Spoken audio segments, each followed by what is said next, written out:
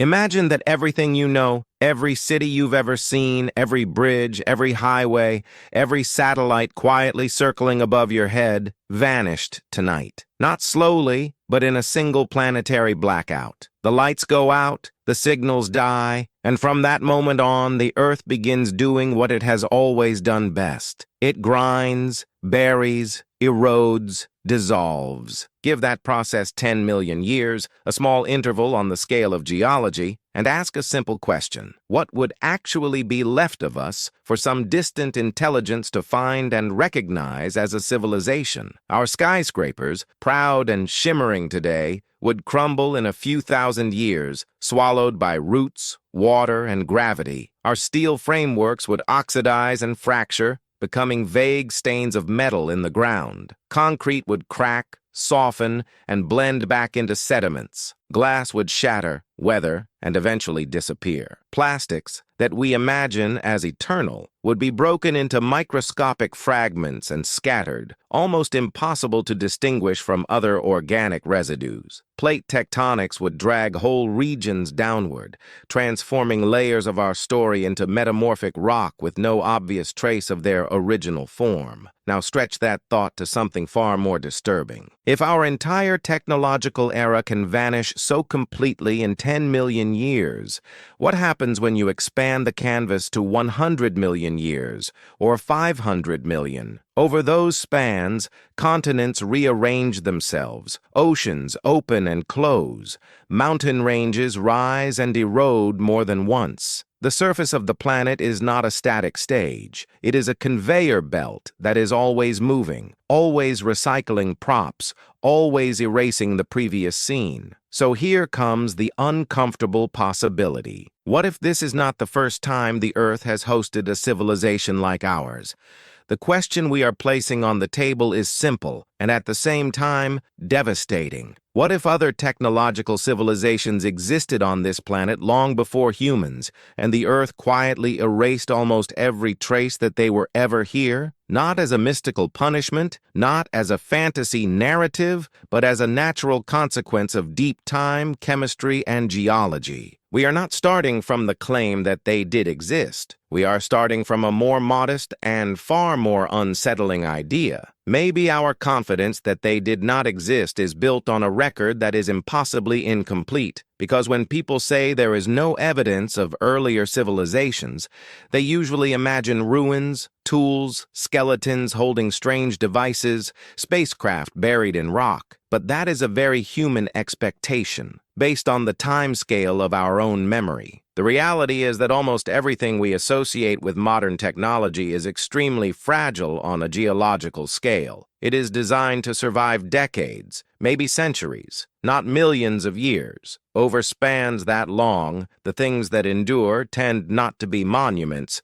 but subtle signatures, shifts in chemistry, layers of pollution, anomalous distributions of certain elements and isotopes. In this video, we are going to move through this territory carefully. We will look at real geological anomalies, events that mainstream science recognizes and actively debates. We will discuss serious scientific hypotheses, like the so-called Silurian Hypothesis, proposed by researchers inside the academic community itself. We will touch on controversial artifacts, those objects that appear outside their expected context and divide opinion. We will revisit ancient myths, from global floods to golden ages, not as proof, but as possible distorted memories of something that really happened. And in the end, we will face what all of this might mean for the future of our own civilization. From the very beginning, you need to know something important. Throughout this entire journey,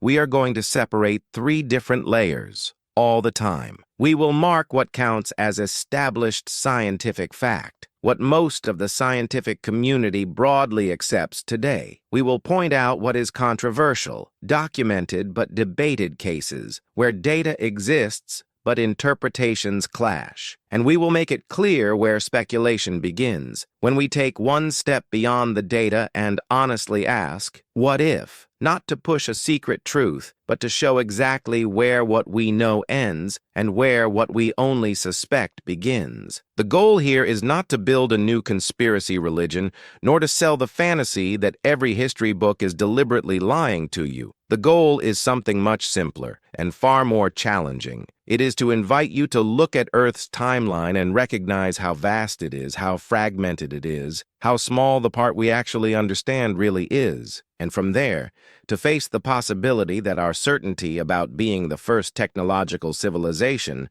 might not come from solid proof, but from a huge emptiness between a few scattered pieces of evidence. If even at this early stage something inside you has started to itch, if a part of you feels there is something strange about a planet billions of years old producing only one technological civilization in just the last few hundred years, then it is worth staying. This video was designed to be watched from beginning to end as a single continuous investigation where each piece prepares the next. If you want to walk with us through this entire sequence of uncomfortable questions, this is the moment to settle in and stay with the story as it unfolds. Because in the next block, before we dive into anomalies, natural reactors, flood myths, and buried chemical signatures in ancient rocks, we are going to do something almost nobody does when talking about topics like this. We are going to draw a clear line between curiosity and fantasy, between what science actually says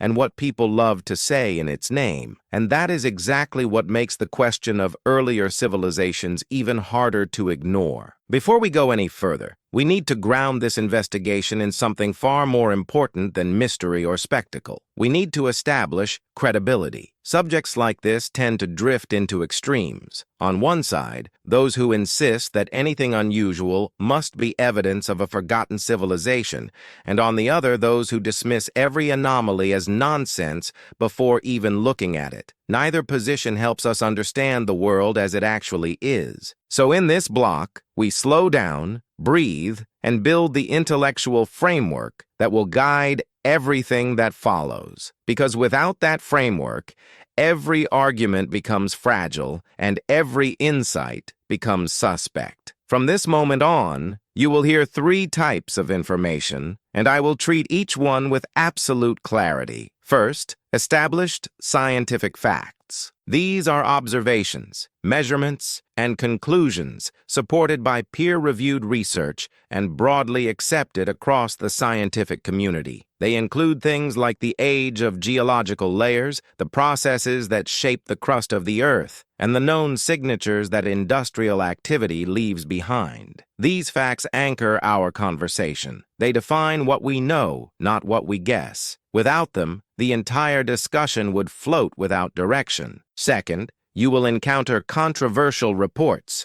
These are cases where data exists, but interpretations vary significantly. Anomalous artifacts with incomplete documentation, geological features that spark legitimate debate, or discoveries that have not yet reached consensus. These controversies are not proof of lost civilizations, but they are also not meaningless. They represent the liminal spaces of science, the edges where new ideas sometimes take root and where old assumptions are tested. Treating them with honesty, neither exaggerating nor dismissing, is essential for maintaining intellectual integrity. And third, there is speculation, an essential part of scientific thinking when used responsibly. Speculation enters the conversation when we take established facts and ask what they might imply in broader contexts. It arises when we consider possibilities that the evidence does not confirm, but also does not rule out. The Silurian hypothesis itself,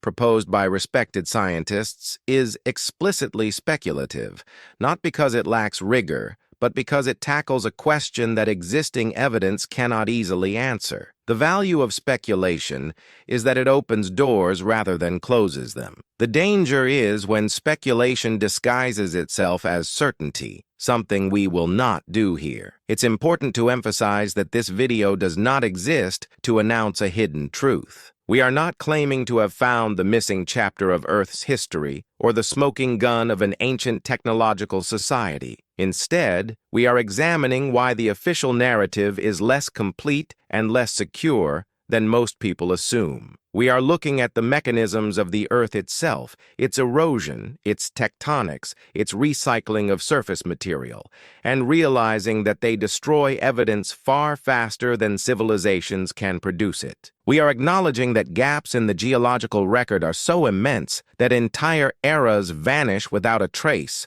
leaving only questions behind. And when you place human history against that backdrop, suddenly our confidence begins to look less like knowledge and more like optimism. Part of maintaining credibility also means understanding how science evolves. Every century, the timeline of human origins has shifted dramatically. Discoveries once dismissed as fringe became mainstream decades later because new evidence emerged or old biases faded. This is not a flaw of science, but its greatest strength, the willingness to change. Yet this process also reveals something uncomfortable. Not every idea receives equal attention. Some fields carry higher reputational risk. Some questions threaten existing frameworks. And as a result, entire lines of inquiry develop slowly, not because they lack evidence, but because they lack momentum. So as we move forward, remember this framework. When we speak of Oklo, we will separate what is firmly established from what is debated. When we examine chemical signatures in ancient sediments, we will point out which interpretations are supported by data and which remain hypotheses. When we explore myths of floods and vanished continents, we will treat them as cultural memory, not as literal testimony. This separation is not a burden. It is the very thing that gives weight to the journey we're taking. It tells you that you don't need to believe every claim to see the pattern that emerges from all of them together. Consider this your guarantee. At no point in this video will I present speculation as fact, nor will I hide uncertainties behind dramatic language. The mystery of past civilizations, if it exists, does not need exaggeration to be compelling. It is already compelling because of the sheer immensity of time and the tiny fraction of that time for which we have any reliable record. Our curiosity thrives not on certainty, but on the recognition of how much we do not know. And that is why the next block begins not with fringe theory, but with a question posed by scientists from NASA and the University of Rochester, researchers who asked with complete seriousness whether we would even be able to detect a civilization that lived millions of years before ours. Their answer is where this investigation truly begins. The boundary between established knowledge and possibility becomes far more interesting when the conversation shifts from speculative circles to the desks of working scientists. That is exactly what happened when Gavin Schmidt, director of NASA's Goddard Institute for Space Studies, and astrophysicist Adam Frank of the University of Rochester, published a paper with a deceptively simple but unsettling question. If an industrial civilization had risen on Earth tens of millions of years before humans, would we be able to detect it today? Their answer, after walking through everything we know about geology, climate cycles, and the ways planets preserve or erase their histories, was a quiet but powerful warning. We might not. In fact, we probably wouldn't. And that admission from mainstream science changes the entire tone of the debate. Schmidt and Frank were not chasing mysteries or trying to prove a hidden past. They approached the question from the perspective of astrobiology, asking how we might detect industrial civilizations on other planets by studying atmospheric and chemical signatures. But as they followed the logic, they realized they also had to confront the same question here, on our own planet. What would an older civilization leave behind after millions of years? What markers would persist in sediments long after cities, machines, roads, writing, and metals had disappeared? Their conclusion was sobering. The physical traces would be almost non-existent. Stone architecture collapses, metals corrode, organic materials vanish. Even plastics, surprisingly durable on human timescales, break down quickly under geological forces. What survives are not artifacts, but signatures, subtle chemical imprints, isotope ratios, abrupt shifts in carbon patterns, and strange anomalies in sediment composition. The Silurian Hypothesis, as they named it, does not assert that such a civilization existed. It merely asks whether our scientific tools are sensitive enough to detect one that did. And as the authors walked through the math and mechanics of Earth's geological record, they showed that the absence of evidence may not be evidence of absence. The idea is scientifically uncomfortable because it exposes a blind spot we rarely acknowledge. We assume that being the earliest civilization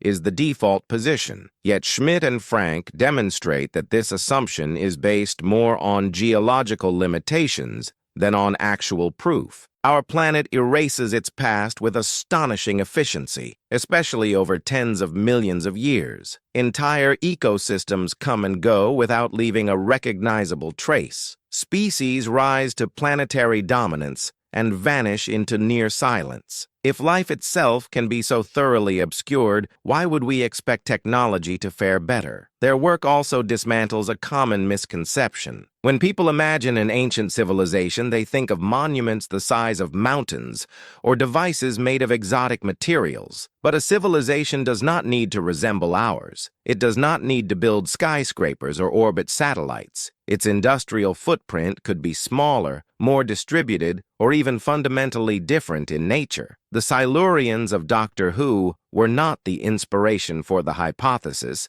despite the playful name, but the comparison reveals something important. The idea is not that reptilian humanoids once built factories in the Silurian period. It is that the geological record of that time, or any time, is far too incomplete to rule out a short-lived technological species whose remains have been folded, crushed, metamorphosed, and subducted beyond recognition. The most revealing part of their paper is the plain acknowledgement that our own civilization, if it ended now, would leave very little behind after a few million years. The chemical spike of fossil fuel combustion might linger. Some plastics might remain as strange micro-layered fragments. Perhaps a thin band of unusual metals or radioactive residues would persist in deep sediments. But the total physical footprint of billions of people, the roads, buildings, machines, infrastructure, would not survive deep time. Once you accept that, the question transforms from fringe speculation to legitimate scientific curiosity. If Earth can hide us so effectively, what else has it already hidden? The Silurian hypothesis does not claim a lost civilization existed. It does something far more provocative. It forces modern science to confront how fragile its timeline truly is. It exposes the assumptions quietly built into geology and paleontology. It invites researchers to consider that the visible record may represent an incredibly thin slice of what has happened on this planet. Even more important, it shows that asking the question is not pseudoscience. It is scientific humility. It is the recognition that our methods are not omnipotent and that deep time is far more violent than our imagination allows. As we continue, this hypothesis will serve as our intellectual backbone. It keeps the discussion grounded. It ensures that every strange artifact, every odd geological anomaly, every myth that resembles a distorted memory of catastrophe is viewed through a lens shaped not by fantasy, but by a respected scientific framework. The question is no longer whether people believe in forgotten civilizations. The question is, if such a civilization had existed, what chance would we truly have of finding it? And that leads us naturally to the next chapter. Because if science itself admits that the Earth is an unforgiving archivist, then we must understand exactly how it destroys evidence. To grasp the scale of what might have been lost, we need to examine the forces that erase civilizations long before anyone can discover them. To understand why the absence of evidence is not the same as evidence of absence, we need to confront a truth far older and far more ruthless than any civilization. The Earth is not a museum. It is a machine, a restless engine of heat and pressure that reshapes its surface with a patience so vast that human history barely registers against it. If you stood above the planet and watched its skin move over millions of years, you would see continents drifting like slow islands, colliding, tearing apart and vanishing into the mantle. You would see oceans open and close. You would see mountain ranges rise as if pulled upward by invisible hands, then crumble back into dust. Everything that looks permanent from the viewpoint of a single lifetime is, in reality, temporary. And this is the first and most critical reason why older civilizations, if they ever existed, would be nearly impossible to detect. The crust of the Earth is a thin, fragile shell broken into tectonic plates that slide and grind against one another. Where they collide, land is folded, compressed, and eventually thrust skyward. Where they pull apart, magma from the mantle wells upward and creates new crust. Along subduction zones, entire regions of the surface are dragged downward, swallowed, and melted into oblivion. Nothing on that crust, no city, no monument, no device, no record, can survive that process. Given enough time, plate tectonics does not simply bury the past, it recycles it. It turns stone back into molten rock, wiping clean every mark carved upon it. When you consider that 70% of the ocean floor is younger than the age of the dinosaurs, you begin to grasp just how incomplete our access to the past truly is. Even outside tectonic destruction, erosion quietly dismantles everything humans or any species could build. Wind strips away exposed surfaces grain by grain. Rain infiltrates cracks, freezing and expanding, prying apart even the toughest material. Rivers grind mountains into sediments and carry them far from their original resting places. In warm, humid climates, chemical weathering dissolves minerals into mush. What seems solid in human timescales is only borrowing stability. Given 1,000,000 years, not 1 billion, just 1 million, almost every structure ever built would be reduced to scattered fragments, then to particles so small that future geologists would struggle to distinguish them from the natural background. The materials that define our civilization last long enough to give us comfort, not long enough to survive deep time. Then there is the brutality of the rock cycle. Sediments accumulate, compact, and turn into sedimentary rock. These rocks are later metamorphosed by heat and pressure into new forms, changing their internal structure so completely that identifying them as former host layers becomes nearly impossible. Fossils survive this process only under extraordinary conditions. Artifacts almost never do, and once a rock is altered, the information it once held is gone forever. Even if a civilization covered half the planet, the layers that recorded its existence could be folded into mountain chains, crushed into new mineral patterns, or buried so deeply that no future explorer would ever reach them. The planet is not malicious in this erasure.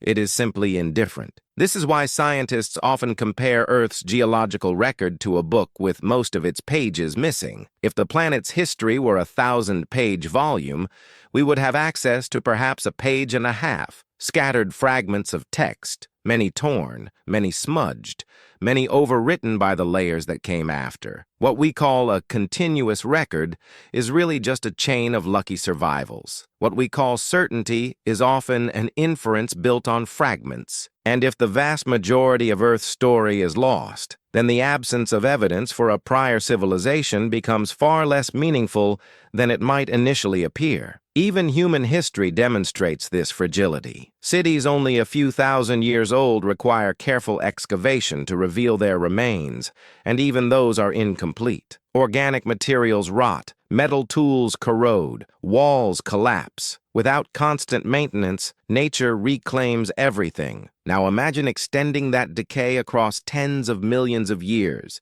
Imagine compressing it, burying it, heating it, shattering it, transporting it across continents. The idea that recognizable structures from an ancient civilization could survive such treatment is not just unlikely, it is almost geologically impossible. What does survive, surprisingly, are chemical and isotopic traces. Layers of unusual carbon ratios, spikes of certain elements, or sudden shifts in atmospheric composition can linger far longer than any physical object. But these signatures are subtle, easy to misinterpret, and often indistinguishable from natural events. This means that if a technological society once lived and died long before humans, the clues would not be monuments or machines. They would be faint anomalies hidden within rocks that look otherwise ordinary. They would be signatures that blend seamlessly into the chaotic rhythm of Earth's long geological dance. Understanding this reality does not prove that other civilizations existed, but it reveals something essential. The geological record is not structured to preserve them, even if they had. The Earth erases as much as it creates, and it does so with a thoroughness that leaves only the rarest remnants behind. This is why the Silurian Hypothesis carries weight. It does not ask whether we have found evidence. It asks whether we would even expect to. And now that we've explored how efficiently the Earth wipes its own memory, we can finally turn to one of the strangest, most provocative cases in the geological archive, an anomaly so striking that mainstream science accepts it as real, yet debates linger over what its deeper implications might be. In the heart of Africa lies an ancient puzzle involving uranium, water, and self-sustaining nuclear reactions. It is time to look at Oklo. Deep in the equatorial forests of Gabon lies a site that has puzzled scientists since the 1970s, a place where the Earth herself appears to have performed an act we normally associate only with human engineering. Oklo is, by every accepted scientific standard, a natural nuclear reactor, an arrangement of uranium deposits that achieved sustained fission reactions nearly 2 billion years ago. But what makes Oklo extraordinary is not just that it happened, but how precisely the conditions had to align for such a phenomenon to occur. And it is in the fine details, the coexistence of solid scientific explanation with lingering questions, that Oklo becomes relevant to any discussion about ancient technological traces and the limits of our geological understanding. The official interpretation begins with a simple truth. The uranium present billions of years ago contained a much higher proportion of U-235 than it does today. Because this isotope decays more rapidly, its abundance decreases over time. 2 billion years ago, the ratio was high enough that, under the right conditions, natural fission could occur. But that alone was not enough. For Oklo to function as a self-sustaining reactor, groundwater had to flow precisely through the uranium-rich layers, acting as a moderator to slow neutrons and maintain the reaction. When the water boiled away from the intense heat, the reaction paused. When the rock cooled and water returned, it began again. This cycling pattern mirrors the behavior of an engineered reactor far more closely than one would expect from a spontaneous geological arrangement. These scientific facts are well established. No trained geologist or physicist disputes that Oklo operated through natural processes. But the deeper you look at the structure of the site, the more intriguing details emerge. The uranium deposits are organized into multiple discrete zones, each appearing to have undergone fission separately. The geometry of the ore bodies, while explainable through natural deposition, aligns in ways that create surprisingly efficient reaction chambers. Some analyses even suggest that portions of the reactor ran for hundreds of thousands of years in intermittent cycles, long enough for measurable changes in isotope ratios to remain detectable today. This endurance is one of the reasons Oklo drew such intense scrutiny when first discovered. The isotopic signatures were so unusual that researchers initially suspected human involvement before realizing the reactions were far older than our species. To be absolutely clear, mainstream science considers Oklo a natural phenomenon. The physics is sound, the geological context is plausible, and the conditions of the early Earth align with what we see in the strata. But every natural explanation comes with residual questions, not because the science is flawed, but because Oklo sits at the edge of what we understand about geological processes. Why did multiple reaction zones develop instead of just one? Why are some of the moderation cycles so regular? Why is the spatial distribution of the ore so conducive to sustained reactions when most uranium deposits never achieve anything close to this behavior? These questions do not overturn the scientific model, but they create that quiet sense of unease, an awareness that the facts are solid, yet not entirely comfortable. Speculation does not enter the picture by claiming Oklo was engineered. That is not supported by evidence. Instead, speculation asks why this site matters when discussing the Silurian hypothesis. It matters because Oklo demonstrates that highly complex chemical and nuclear signatures can persist in the geological record for billions of years, even when no physical structures survive. If a technological civilization had ever existed in deep time, its clearest footprint might not be ruins, but isotopic anomalies. And here we have a real-world example of a natural anomaly so striking that, for a moment, scientists wondered whether it could be artificial. This does not imply ancient technology.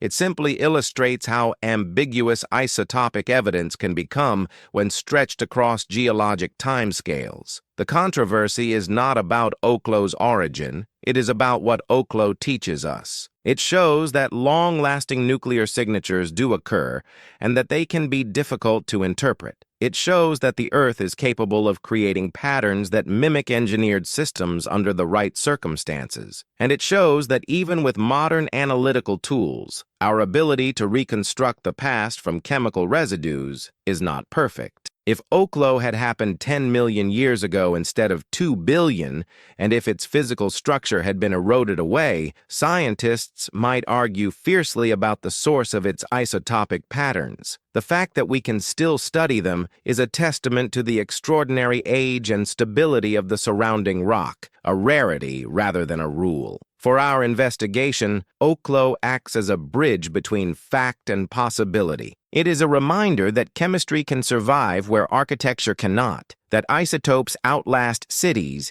and that the Earth's deep history may contain echoes we are not yet equipped to interpret. A natural reactor is strange enough. A natural reactor that operated across multiple chambers with self-regulating cycles in a configuration faintly reminiscent of engineered systems is stranger still. These facts do not push us toward a conclusion about ancient civilizations, but they open the door to a broader question. If nature can create something so technologically evocative, what else might be hidden in the rock record that we have not recognized? And this brings us to the next key element of detecting ancient industry, not through structures or artifacts, but through the chemical fingerprints that civilizations leave behind. To follow that path, we must turn to the signatures of carbon, climate, and planetary change, and examine what they reveal about both our own era and the forgotten epochs that came before. If Oklo teaches us that the Earth can preserve nuclear signatures for billions of years, then the next step is to examine the other kinds of fingerprints a technological society might leave behind, particularly those written not in stone, but in chemistry. Modern civilization is transforming the planet in ways that any future geologist,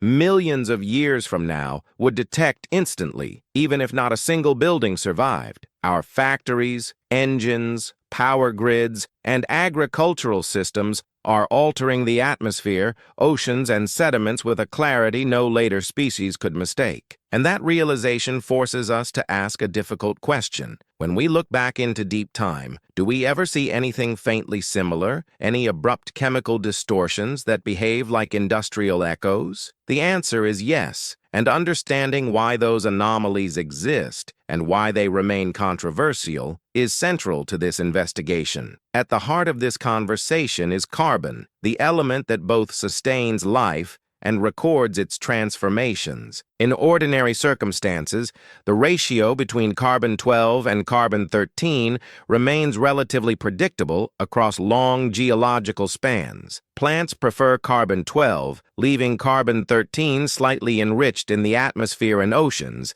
but the shifts are subtle. When humans began burning fossil fuels in vast quantities, however, the ratio changed dramatically. Fossil fuels are ancient organic matter and therefore rich in carbon-12. Their combustion releases enormous amounts of that lighter isotope into the atmosphere, diluting the natural balance and creating a signature so distinct that future scientists could pinpoint our era with extraordinary precision. This isotopic fingerprint, combined with spikes in atmospheric CO2 and traces of industrial byproducts, forms what researchers call the Anthropocene signal, a multi-layered marker that would be obvious in sediment cores long after every city had vanished. The key point is that industrial activity leaves chemical scars. They may not look like ruins, but they are harder to erase. Sediments preserve them, ice traps them, oceans absorb them, and once locked into the geological record, they become clues that something unusual happened at a specific moment in time. That understanding leads naturally to the next question. Are there past moments in Earth's history where we see similarly abrupt, similarly intense disruptions in carbon ratios or climate behavior, events that, at least superficially, resemble the signature of a technological civilization? The most famous example is the Paleocene-Eocene thermal maximum, or PETM, a global warming event that occurred about 56 million years ago. Sediment cores reveal a massive negative carbon isotope excursion, a sudden influx of carbon-12 far beyond what natural systems typically produce. Temperatures soared, oceans acidified, species migrated or went extinct. The event lasted hundreds of thousands of years, long enough to reshape ecosystems, but short enough to appear as a dramatic spike in geological terms. The mainstream scientific explanation points to natural causes: volcanic activity, methane release from destabilized oceanic clathrates, or a combination of triggers that forced carbon into the atmosphere at extraordinary rates. And these explanations, based on evidence, remain the accepted view. But the PTM raises questions not because it defies explanation, but because it demonstrates how difficult it is to distinguish between natural and potentially artificial carbon releases after tens of millions of years. The patterns we see, massive carbon input, rapid warming, global ecological disruption, mirror the early stages of our own industrial impact. No credible scientist suggests the PETM was caused by an ancient civilization, yet the event shows exactly the kind of signature such a civilization would leave behind if it burned carbon-rich resources at scale. The controversy is not about origin, but about ambiguity. When the same chemical patterns can arise from both natural and industrial processes, how can we be certain which occurred in any given epoch? An even more dramatic example occurs at the end Permian extinction, roughly 252 million years ago, when up to 90% of all species vanished. Here again, we find large carbon isotope shifts, extreme warming, and atmospheric destabilization. The scientific consensus attributes this catastrophe to massive volcanic eruptions in the Siberian traps, which injected carbon dioxide and other gases into the air at a scale that dwarfs human emissions. Yet, from the perspective of chemical signatures alone, the pattern is strikingly similar to what uncontrolled industrial activity could produce. The distinction lies in context. We see clear geological evidence of volcanism, making natural explanations overwhelmingly persuasive. But the comparison is instructive. It shows that on a chemical level, natural catastrophes can imitate the environmental impact of a technological species, and vice versa. This does not imply that the PETM or the Permian extinction were artificial. What it does imply is that an ancient industrial civilization, if it existed, might blend seamlessly into the geologic noise of natural climate disruptions unless we knew exactly what to look for. Chemical anomalies without artifacts are difficult to interpret. Spikes in carbon, shifts in oxygen isotopes, changes in sediment composition, all can arise from event-driven natural mechanisms. And because deep time compresses and distorts the rock record, signals that were once sharp can appear blurred, layered, or stretched across intervals that disguise their true intensity. The lines between natural and artificial signatures become thinner the farther back we look. This complexity is why many geologists take the Silurian hypothesis seriously, even if they remain unconvinced by the idea of ancient civilization. The hypothesis forces researchers to consider the interpretive limits of their own tools. When the only surviving evidence is chemical, not structural, absolute certainty becomes more elusive, and the Earth's history is punctuated by moments where the chemical record seems to cry out that something dramatic occurred, moments where the scale and speed of change far exceed ordinary background processes. Speculation enters not to propose that any specific event was industrial, but to point out that our criteria for identifying industrial signals in deep time remain underdeveloped. We know what our own signature looks like, but we do not yet know how it would appear after millions or tens of millions of years of geological transformation. Would the carbon spike be narrow or diffused into a broad smear? Would the chemical residues remain in continuous layers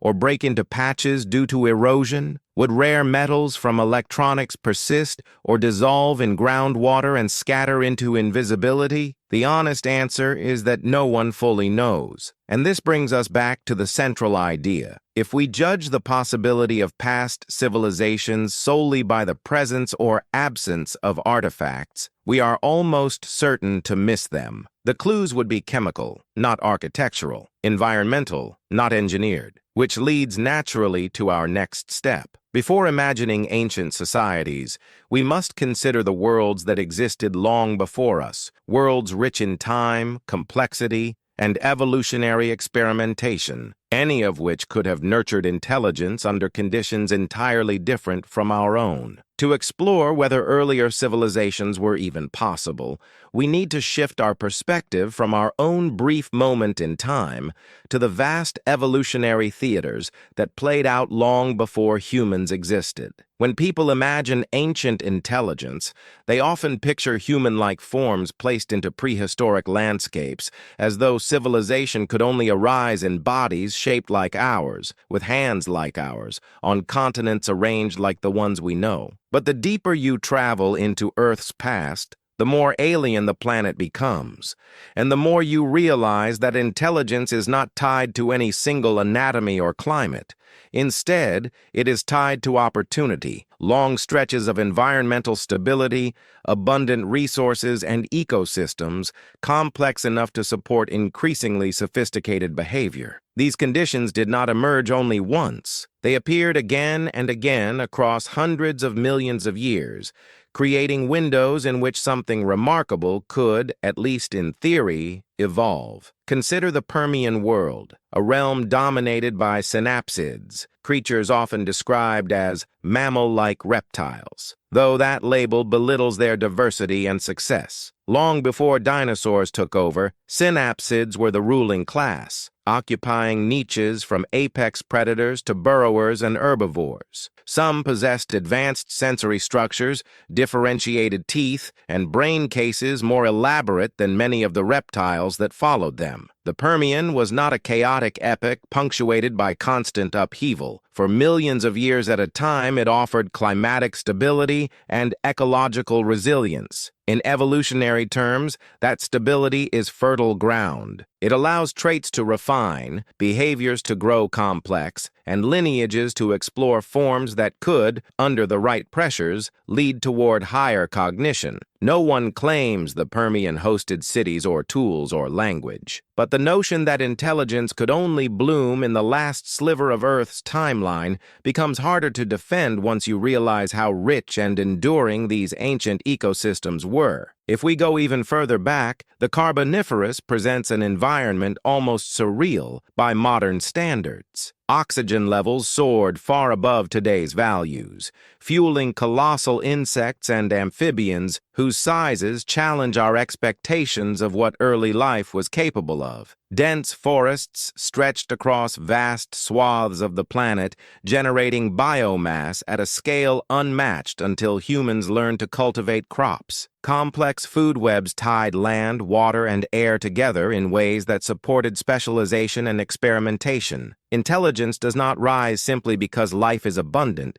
but abundance gives evolution room to play. The Carboniferous was a world with energy to spare and intricacy to explore. Could a lineage have leveraged that complexity into cognition more advanced than anything we imagine? The scientific answer is no, not because evidence has disproven it, but because the fossil and sedimentary record from that time is fragmentary, selective, and far too incomplete to map behavioral evolution with certainty. What we can say is that the conditions for complexity were present, perhaps more strongly than at many later points in Earth's history. And yet, even these ancient worlds look familiar compared to the truly alien landscapes of the Ediacaran period. Here, before animals developed hard shells or articulated limbs, life experimented with body plans that defy modern categories. These organisms were neither plants nor animals in any conventional sense. Some were quilted sheets of tissue spread across seafloors.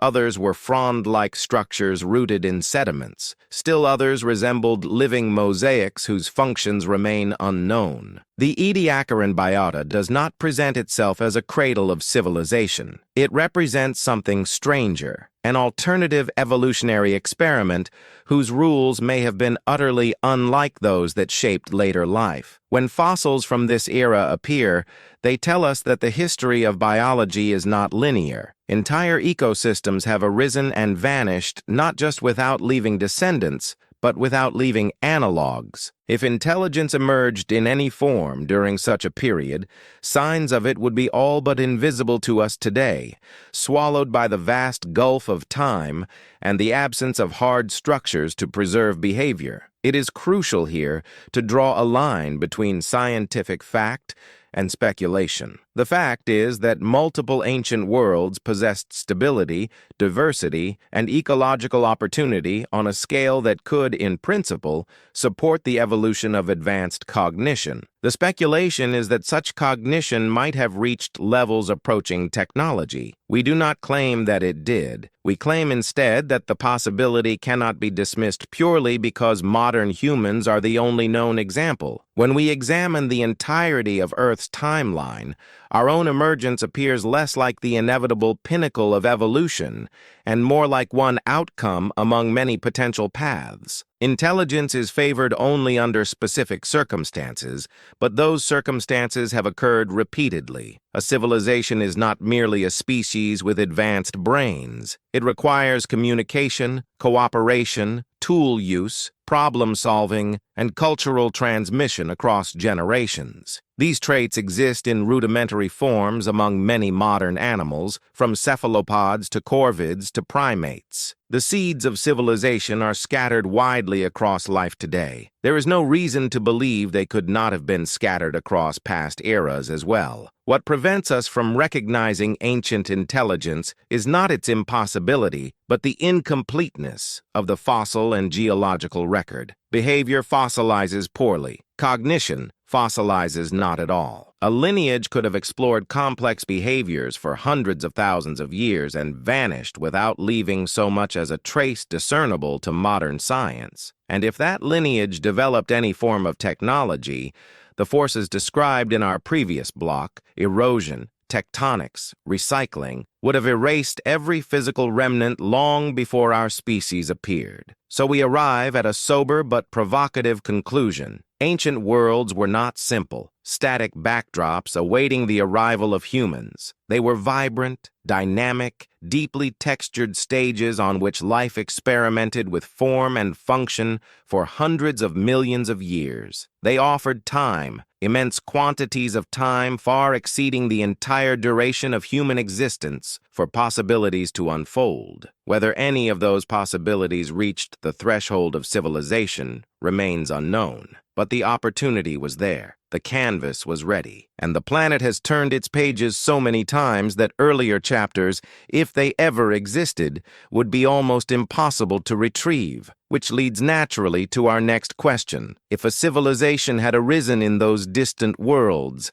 what traces would it have left behind? Not monuments or machines, but the subtler fingerprints that survive across epochs. To pursue that trail, we must examine the landscape of what civilizations truly leave behind, and how the Earth decides which of those remnants endure. When most people imagine the remains of a civilization, they picture skylines half buried in sand, broken columns reaching toward a silent sky, or rusted machines fossilized in stone. But this vision is shaped by our short familiarity with ruins measured in centuries, not by the brutal tempos of geological time. If we want to understand what evidence a truly ancient civilization would leave behind, not 1,000s but millions of years old, we must let go of these familiar images. The Earth does not preserve cities. It does not cradle monuments. It does not respect the materials we think of as permanent.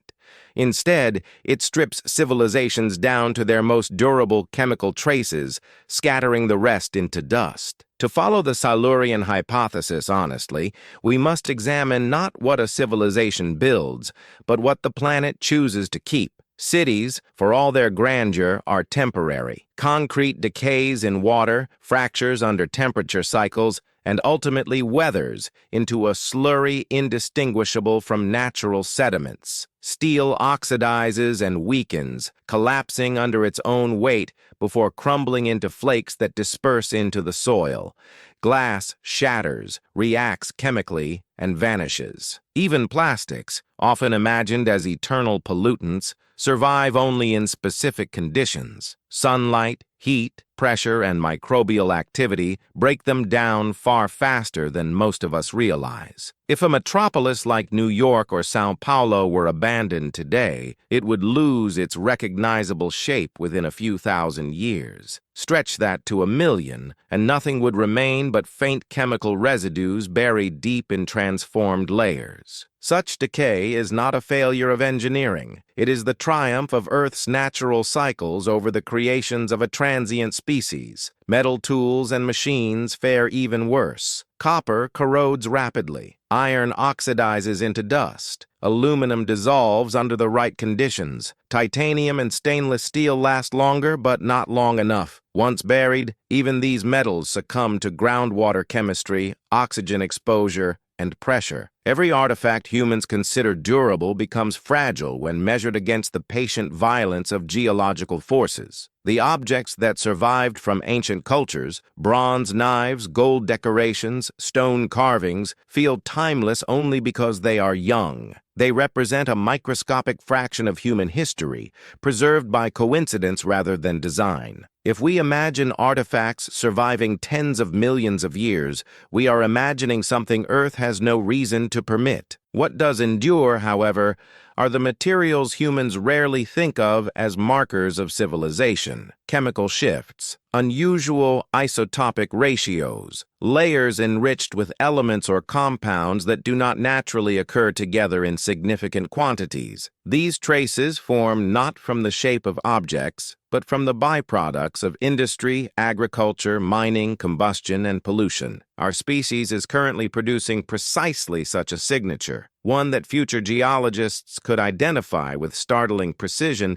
even if every city eroded into oblivion. Plastics break down into micro-fragments that mix into sediments. Fertilizers change nitrogen cycles. Pollution alters the concentration of heavy metals. Radioisotopes from nuclear activity become locked into soils and clays. And the carbon isotope anomaly from fossil fuel combustion creates a planetary timestamp sharper than anything written in stone. This reveals an uncomfortable truth. The most durable evidence of a civilization is almost never its architecture. It is its waste. It is its disruption of natural patterns. It is the chemical fingerprint left behind by industries that briefly reshaped atmosphere, ocean, and soil. If a prior civilization existed, its architectural grandeur would now be gone. But its chemical disturbances, if they were large enough, might persist as strange anomalies, thin lines in the crust that do not match expected natural processes. The difficulty is that Earth's history is filled with dramatic chemical events spawned by volcanism, asteroid impacts, methane releases, and mass extinctions. These natural disturbances can mimic the signatures of industry so convincingly that distinguishing between them requires extraordinary care. A spike in carbon could be the result of burning fossil fuels or the sudden destabilization of methane hydrates. A layer rich in metals could come from pollution or from volcanic ash deposited across continents. This is why looking for cities is futile. Looking for objects is equally futile. Instead, scientists interested in the possibility of forgotten civilizations focus on subtle patterns, abrupt shifts in isotopes, unexpected concentrations of synthetic-like compounds, or sediment layers that reflect rapid changes in land use or atmospheric chemistry. These are the fingerprints a civilization cannot help but leave, even one that rises and collapses in a geological instant. And yet, many of these markers are easily obscured, stretched, or blended into the background noise of deep time.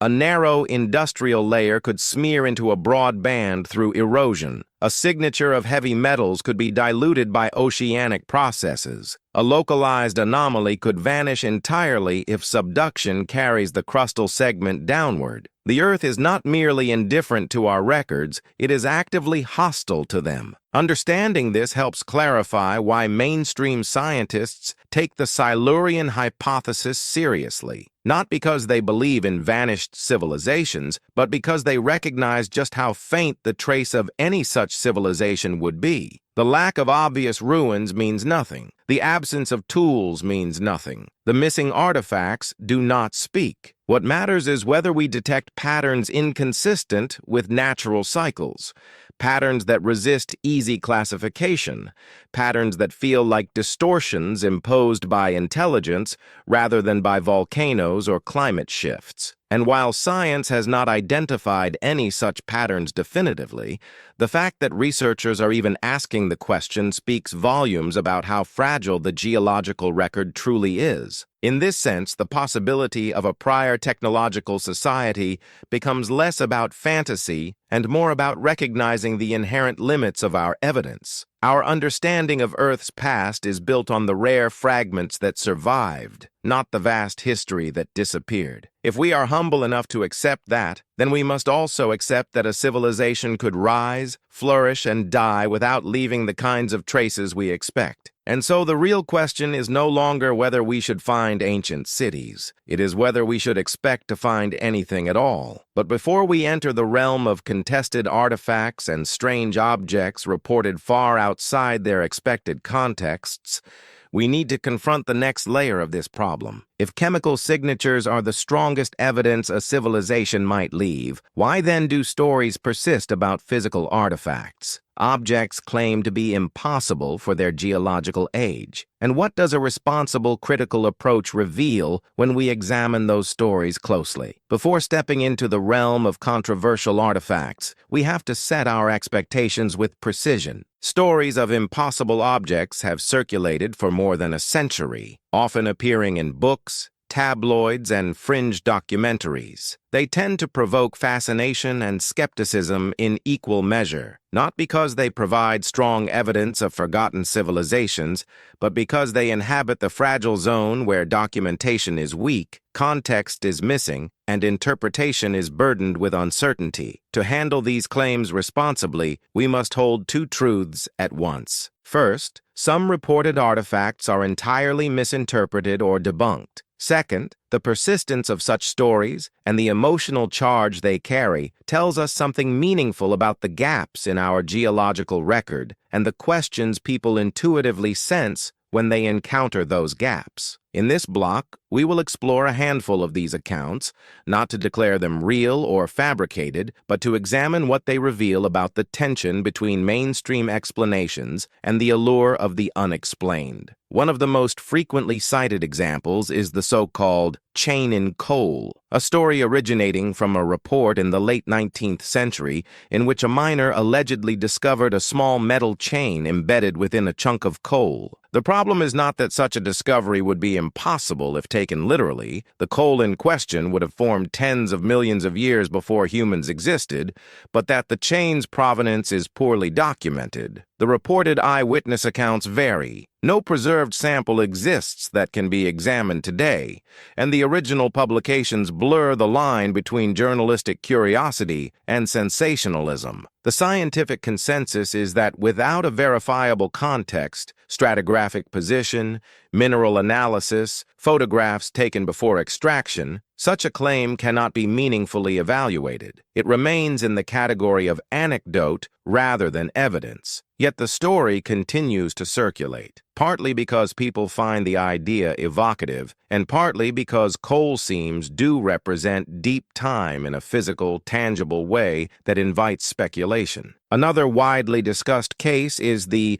London hammer, a 19th-century hammer encased in a concretion of mineralized material that some have claimed formed hundreds of millions of years ago. The hammer itself is clearly of recent manufacture, consistent with 19th-century American tools. The surrounding mineral formation, however, is what sparks debate. Concretions can form rapidly under specific conditions, so the appearance of extreme antiquity does not necessarily indicate great age. Skeptics argue that the concretion simply formed around a dropped tool and that no mystery exists. Enthusiasts argue that the concretion's composition feels inconsistent with rapid formation. But once again, without rigorous stratigraphic data and laboratory testing performed under controlled conditions, speculation fills the void. What we are left with is not a smoking gun of lost technology, but a classic example of how ambiguous physical evidence becomes without context. There are also stories of carved stones,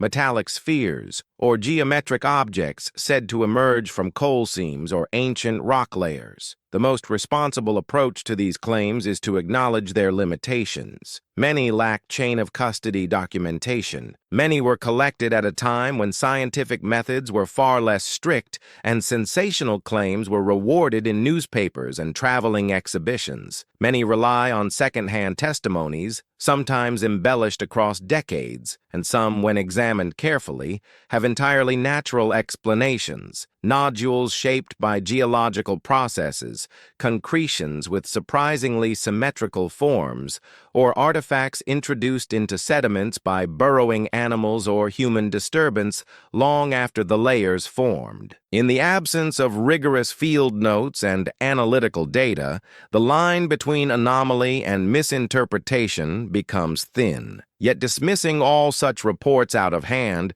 would be intellectually lazy. Even while most of these artifacts are almost certainly natural or misidentified, the persistence of the phenomenon, strange objects appearing in places they seemingly should not, reveals something about the nature of our curiosity. We are drawn to the possibility that the past is not fully mapped, that deep time may still hold surprises, that our understanding of history is partial and provisional. These stories occupy the space created by the geological record's incompleteness. They flourish in the vacuum between the fragments we have and the immense volumes we have lost. They act as mirrors reflecting both our skepticism and our imagination. From a scientific perspective, these controversial objects highlight a methodological truth. Extraordinary claims require extraordinary evidence, and isolated artifacts without context cannot rewrite history. To evaluate them properly, we would need detailed stratigraphic information, radiometric dating, chemical analysis, and peer-reviewed documentation. Without these, the objects become curiosities rather than data. But from the perspective of cultural psychology, they show that humans intuitively sense the gaps in our timeline. People do not cling to these artifacts because they want fantasies to be true, but because they feel that the official narrative leaves questions unanswered. And in that intuition, they are not entirely wrong. The geological record is sparse. Human prehistory continues to expand backward as new discoveries emerge. Artifacts appear in contexts once thought impossible, not because of ancient civilizations, but because scientific knowledge evolves in fits and starts. The responsible position is a middle one. We neither accept such claims uncritically nor mock them as ridiculous. Instead, we analyze the data we have, acknowledge the data we lack, and recognize that even mistaken artifacts tell us something valuable about the boundaries of our understanding. They remind us that our picture of the past is built on remnants, not completeness. They reveal how easily context can vanish, leaving mysteries that are as much about the erosion of information as about the objects themselves. And this brings us to one of the most emblematic cases, not because it proves anything, but because it symbolizes the entire tension between curiosity and skepticism. It is time to turn to the Klerksdorp spheres, a set of objects that sit at the crossroads of geology, controversy, and the human desire to find meaning in the fragments the Earth allows us to see. The Klerksdorp spheres sit in a peculiar position within the landscape of controversial artifacts. They do not present themselves as tools, ornaments, or remnants of machinery. They are small, smooth, often grooved stones found in pyrophyllite deposits in South Africa, rock layers more than 2 billion years old. Their age alone guarantees that no human hand shaped them, and yet their geometry is so striking that people struggle to accept a purely natural origin at first glance. They appear perfectly rounded, sometimes with parallel grooves encircling their midsections, as if crafted on a lathe. For those inclined toward alternative histories, the spheres feel like relics from an impossibly ancient world. For geologists, they are mineral curiosities shaped by slow processes few outside the discipline understand. As with so many objects in this discussion, the truth lies not in choosing one side or the other, but in examining how such interpretations arise and why the spheres became symbols rather than evidence. Scientifically, the most accepted explanation is straightforward. The spheres form through a combination of concretion and metamorphic processes inside the pyrophyllite matrix. Over immense spans of time, minerals precipitated around a nucleus, growing in spherical shapes as pressure and chemistry favored uniform accretion. The grooves, according to geologists, result from natural planes of weakness created during metamorphism or from differential weathering as the surrounding rock eroded. Under this interpretation, the beauty and symmetry of the spheres reflect geological patience, not intelligent design. And this explanation holds weight. Researchers have observed similar spherical concretions in other deposits worldwide, albeit not always with the same regularity or distinctive banding that make the Klerksdorp examples so visually compelling. But the controversy persists for reasons deeper than simple misunderstanding. The sphere's shapes defy the intuitive expectations people have about natural rock formation. Humans instinctively associate perfect geometry with craftsmanship. We rarely imagine geological processes producing such precision. Furthermore, the spheres arose from rock layers unimaginably old, so old that even the idea of life then is challenging, let alone complex geology. When an object seems to exhibit order in a context that predates everything familiar, the imagination steps into the vacuum. People begin to ask whether the grooves were decorative, whether the spheres served a purpose, whether they reflect technologies beyond our current understanding. These questions often ignore the geological context,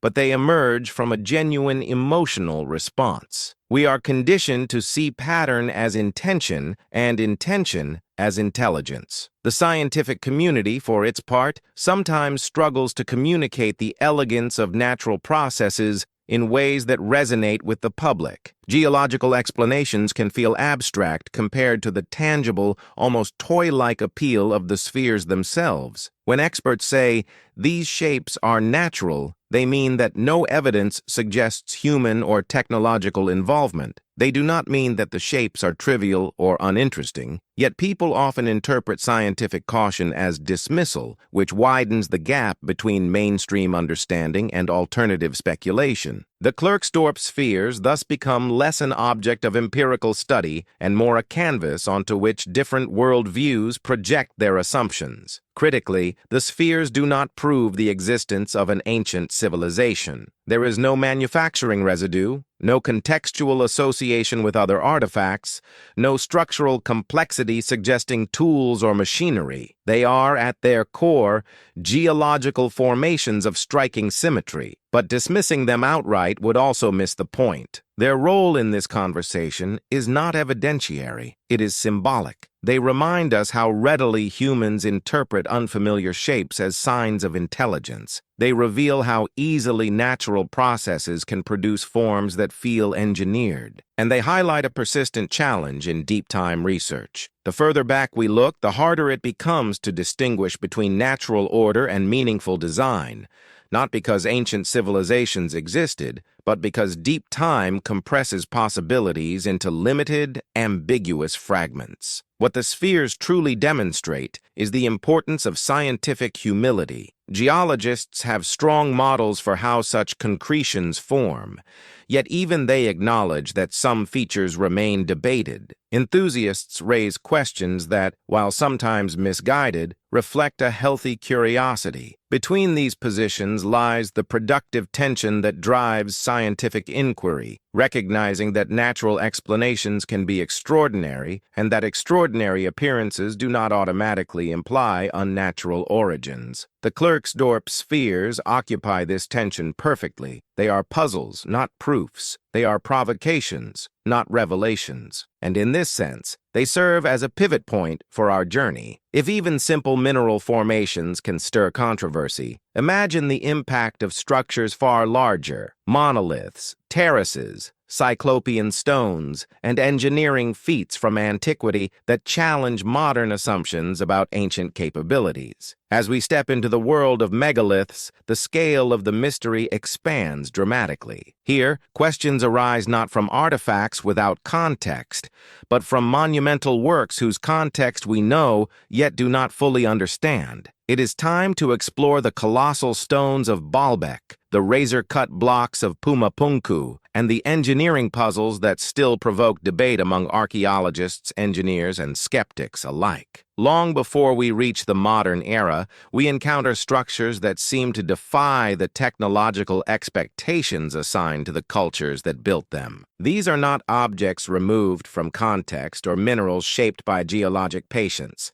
These are deliberate constructions. Their stones were cut, lifted, placed, aligned. Their precision was intentional. And yet, even with archaeology's progress, certain sites remain stubbornly difficult to explain in practical terms. They are not supernatural. They are not proof of lost civilizations. But they are engineering achievements that push the boundaries of what we typically imagine ancient societies could accomplish. When explored with humility, neither romanticizing nor dismissing these feats, we find ourselves confronting questions about human capability, forgotten techniques, and the possibility that history may be richer and more complex than a simple chronological ladder. Consider Baalbek in modern-day Lebanon, where a series of colossal stone blocks lie integrated into the foundations of an ancient platform. The largest of these, the Trilithon stones, weigh over 800 tons each. Even more massive stones, exceeding 1,000 tons,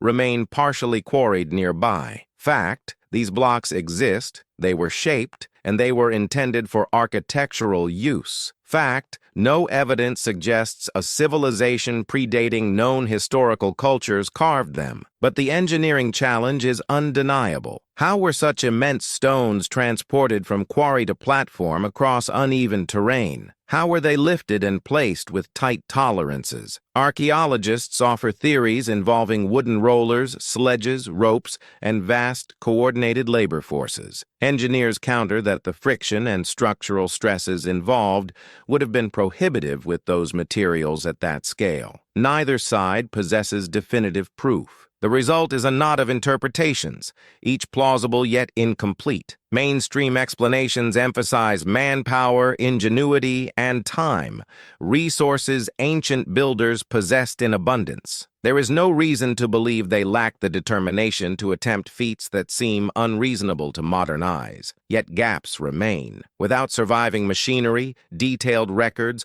or experimental reconstructions performed at full scale, much of Baalbek's engineering stays in the realm of informed conjecture. This does not weaken archaeology. It merely illustrates that knowledge decays just as structures do. Techniques can vanish even when their creations endure. Pumapunku, high in the Bolivian Andes, presents a different but equally provocative challenge. Instead of colossal scale, its intrigue lies in precision. Scattered across the site are intricately carved andesite blocks, bearing right angles, recessed channels, interlocking geometries, and surface finishes that feel almost industrial. Fact: these blocks are real, their shapes intentional, and the Tiwanaku culture is historically associated with the site. Fact: archaeologists attribute their shaping to hammerstones, abrasion, and patient craftsmanship. But andesite is extremely hard, and reproducing some of the crisp interior angles with simple stone tools remains contentious. Engineers who examine the blocks note tolerances that would require consistent measurement systems, stable work surfaces,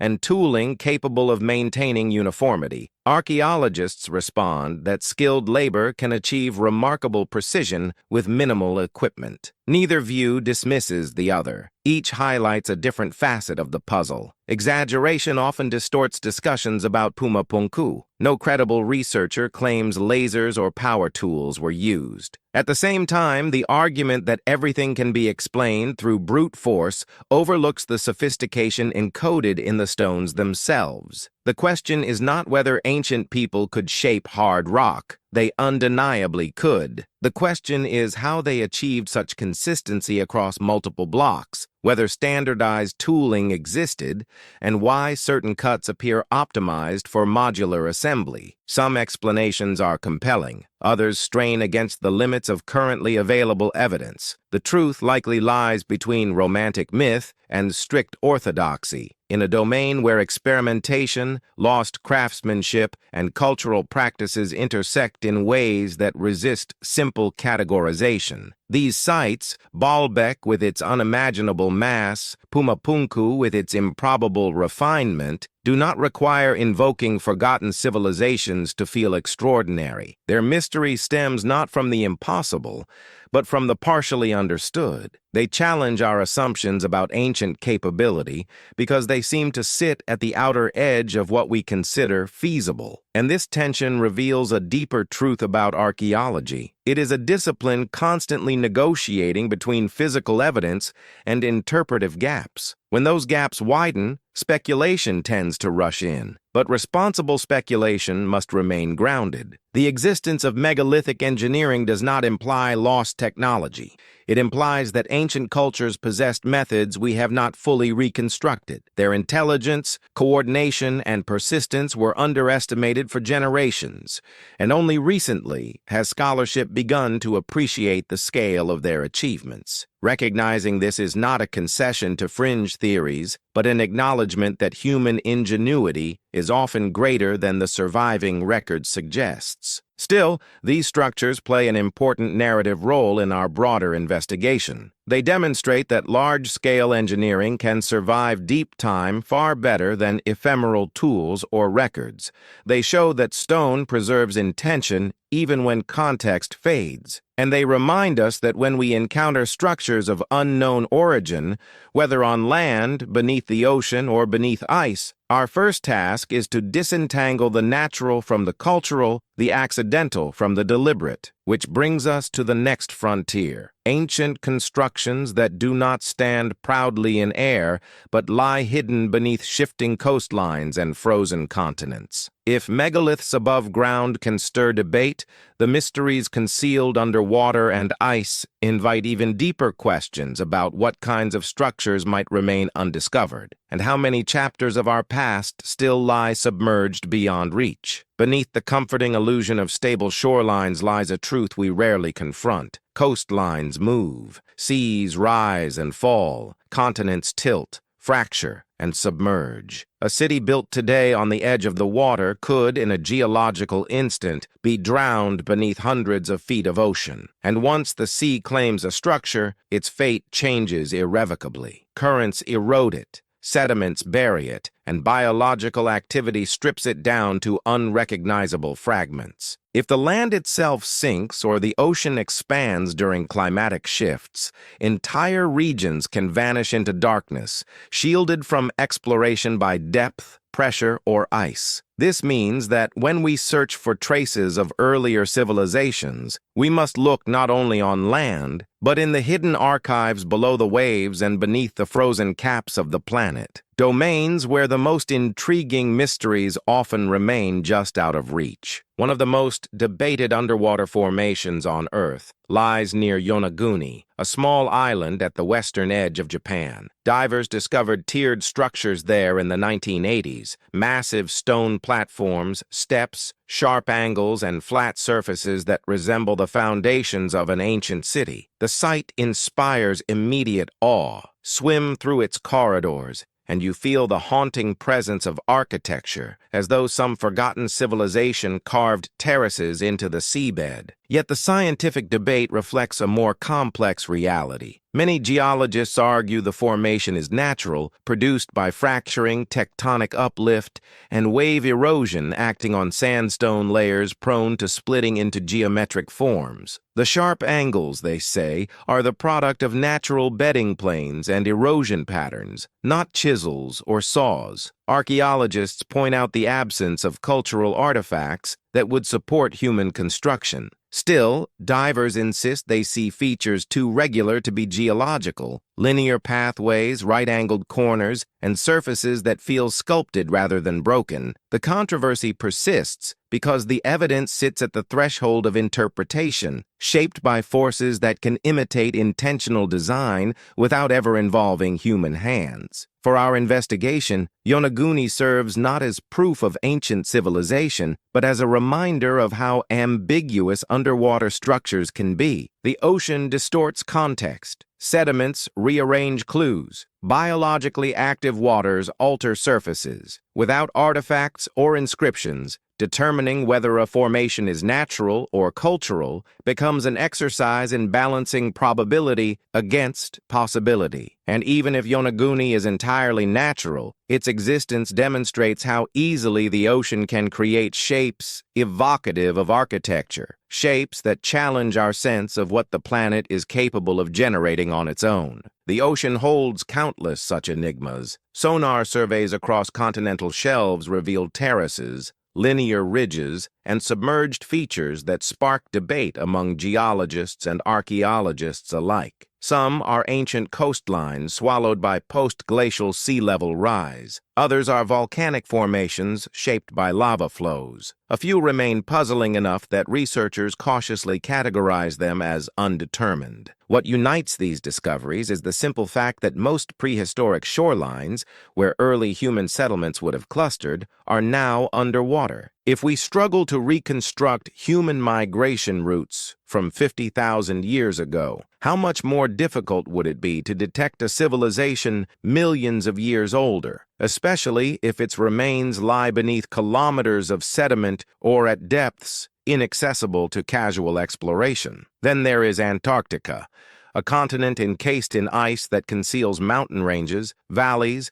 and vast stretches of land never seen by human eyes. Today it appears barren and lifeless, but we know from geological evidence that Antarctica was once green, forested, and positioned differently on the globe. Its coastlines shifted dramatically before freezing over. If structures, settlements, or any form of advanced activity ever existed there, human or otherwise, they would be hidden beneath layers of ice thick enough to crush buildings into powder. Even modern research struggles to penetrate that frozen archive. Ground-penetrating radar reveals tantalizing shapes: buried mountain belts, subglacial lakes, and formations that generate speculation. Most anomalies have natural explanations, yet the simple existence of an entire concealed continent fuels the imagination. What histories lie trapped beneath that ice? What records are locked away, unreachable until climate or technology reveals them? Adding to the aura of mystery are ancient maps like the Peary-Reyes chart,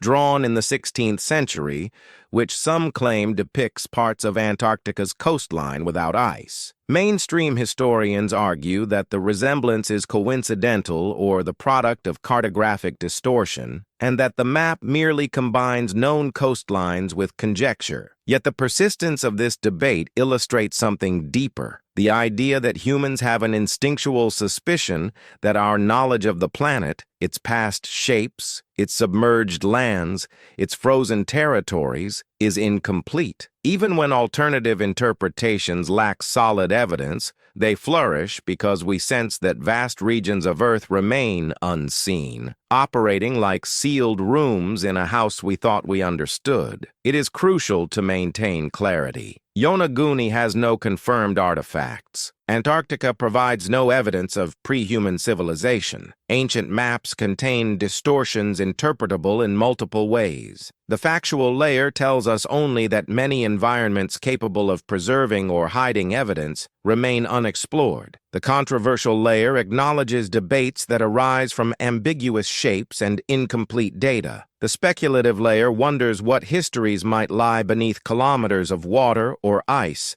not as claims, but as questions driven by geological possibility. What these underwater and subglacial mysteries reveal is not that ancient civilizations existed, but that our ability to rule them out is limited by the small fraction of Earth we have examined in detail. We map the seafloor poorly. We access Antarctica's interior barely at all. And when we encounter formations that trigger debate, we realize just how indistinguishable natural formations can be from deliberate structures when time, pressure, erosion, and burial have had their say. This awareness forces humility. It reminds us that conclusions drawn from incomplete exploration are always provisional. And yet, as fascinating as these hidden landscapes are, they are not the only places where mystery arises. Even on dry land, within institutions tasked with preserving artifacts and records, we find another type of challenge, one rooted not in geology,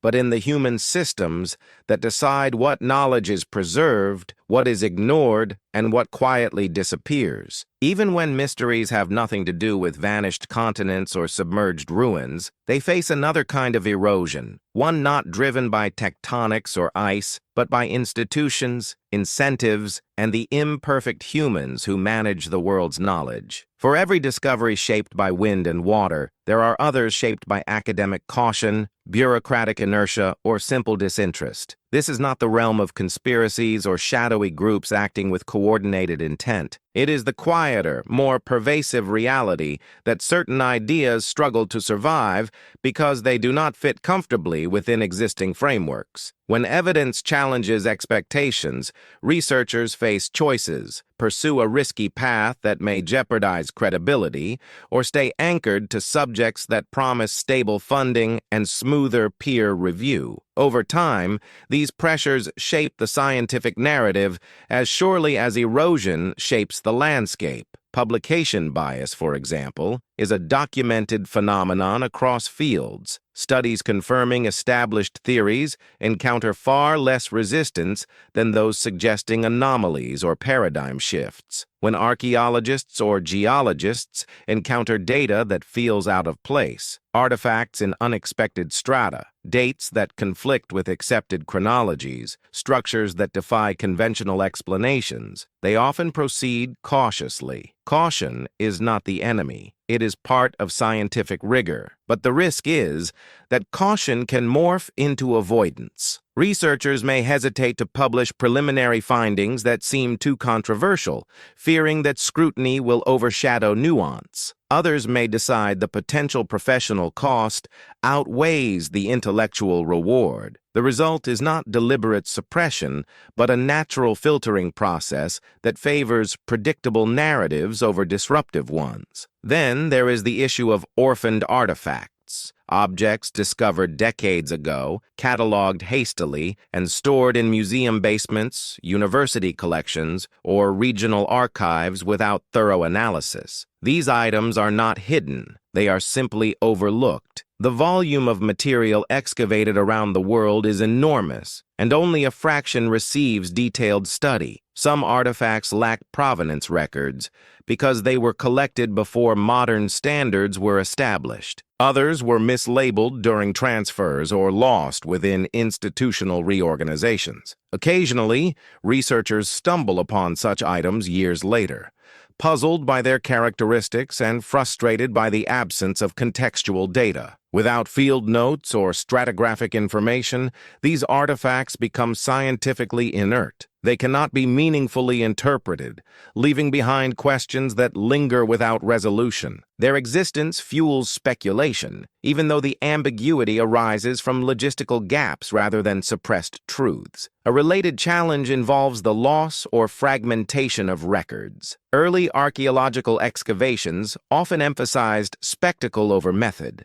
Items were removed from their contexts to impress patrons or populate museums, depriving future researchers of vital information. In other cases, private collectors acquired artifacts with little documentation, and their provenance vanished as objects changed hands. When such items eventually surface in public discussions, experts are left with the uneasy task of assessing claims based on incomplete evidence. Skeptics rightly point out that without context, any extraordinary interpretation collapses. But enthusiasts ask why so many potentially interesting items lack documentation in the first place. Neither side is entirely wrong. Both reflect different expressions of the same truth. That context is fragile, and that its loss distorts our perception of the past. Institutional dynamics further complicate matters. Research agendas tend to follow funding. Grants gravitate toward projects likely to produce results consistent with current models. Laboratories focus on questions aligned with established disciplines. Interdisciplinary projects that explore speculative terrain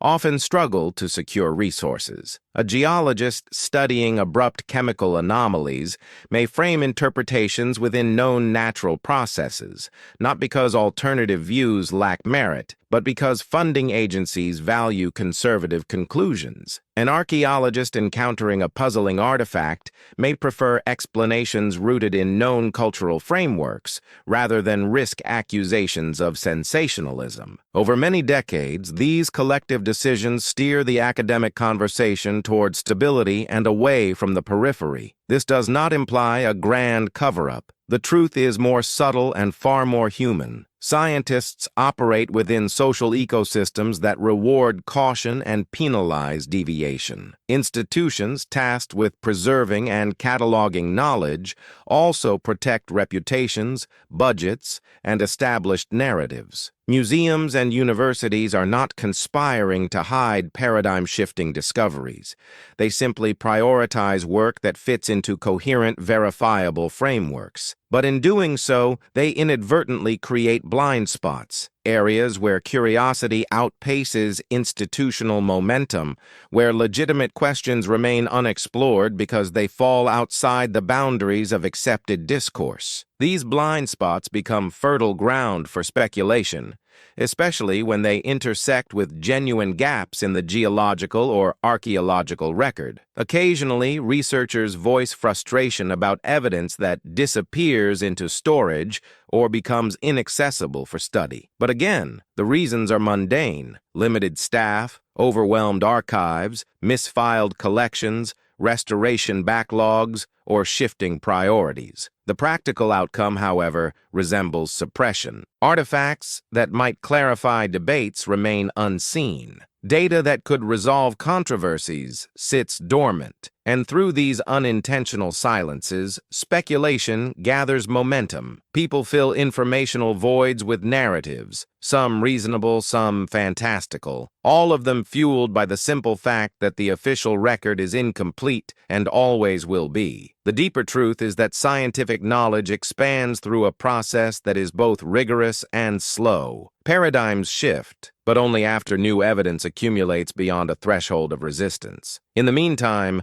anomalies are catalogued quietly, debated cautiously, and often left unresolved. The existence of such unresolved anomalies is not proof of ancient civilizations, but it does highlight how easily unconventional ideas can wither within the structures designed to evaluate them. The friction between curiosity and orthodoxy persists because both serve important roles. Curiosity drives exploration, while orthodoxy guards against error. The challenge lies in maintaining balance, ensuring that skepticism does not harden into dogma and that wonder does not dissolve into credulity. And this balance becomes especially important when we turn our attention to mythology, not as literal history, but as cultural memory, distorted and refracted across millennia. Myths occupy a unique space between imagination and recollection, encoding echoes of real events in symbolic language. When examined carefully,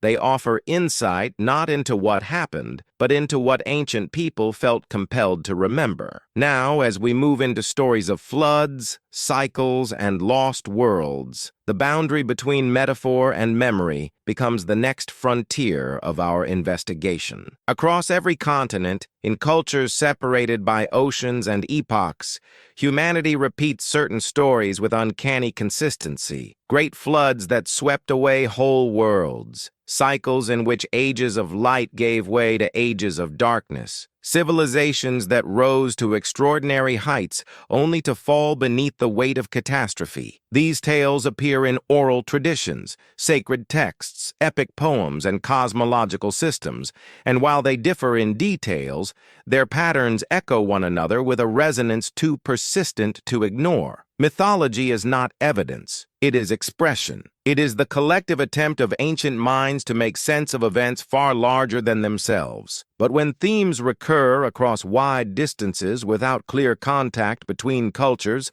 scholars pay attention, not to confirm lost civilizations, but to understand how memory transforms when carried across generations. And in the context of the Silurian Hypothesis, myths serve not as proof, but as possible windows into how catastrophic events might have been recorded by human consciousness long before they became geological data points. The most widespread of these stories is the flood myth. From Mesopotamia's Atrahasis and the Epic of Gilgamesh to the Hebrew tradition of Noah, from the inundation tales of indigenous Australians to the cycles preserved by the Maya and the oral histories of coastal peoples around the world, the narrative remains astonishingly similar. A deluge comes, overwhelming lands and erasing previous orders of life. Fact: floods occur. Sea levels rise abruptly during glacial retreats. Ice dams rupture. Meteor impacts generate tsunamis. Even in the last 12,000 years,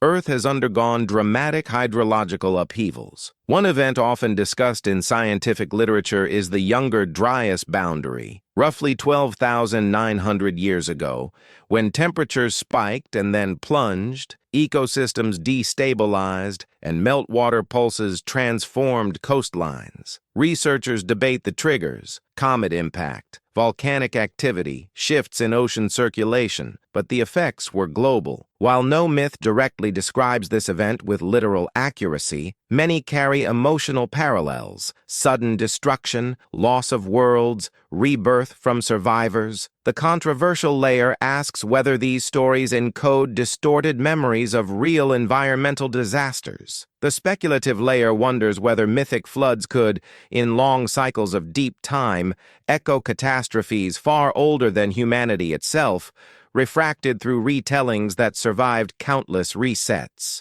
Another motif weaving through global traditions is the concept of cyclical ages or yugas, epochs of ascent and decline, each characterized by distinct moral, cosmic, or technological qualities. In Hindu cosmology, the four yugas progress from an age of purity and order to one of chaos and fragmentation, only to be renewed again. Greek tradition speaks of the Golden, Silver, Bronze, and Iron Ages. Mesoamerican systems include repeated creations and destructions of the world. These cycles, interpreted scientifically, align loosely with the idea that Earth's history is punctuated by long, stable periods interrupted by abrupt transitions, mass extinctions, climate resets, or evolutionary leaps. Fact: the planet does indeed move through cycles at geological and astronomical scales. Controversy arises when people attempt to match mythic timelines directly to scientific ones, which rarely align cleanly. But the persistence of cyclic thinking suggests ancient humans sensed the rhythm of destruction and renewal in ways that resonate with what geologists now confirm. Speculation enters when we ask whether myths might represent cultural memories of long-lost eras, not as literal histories, but as symbolic frameworks shaped by repeated ancestral encounters with change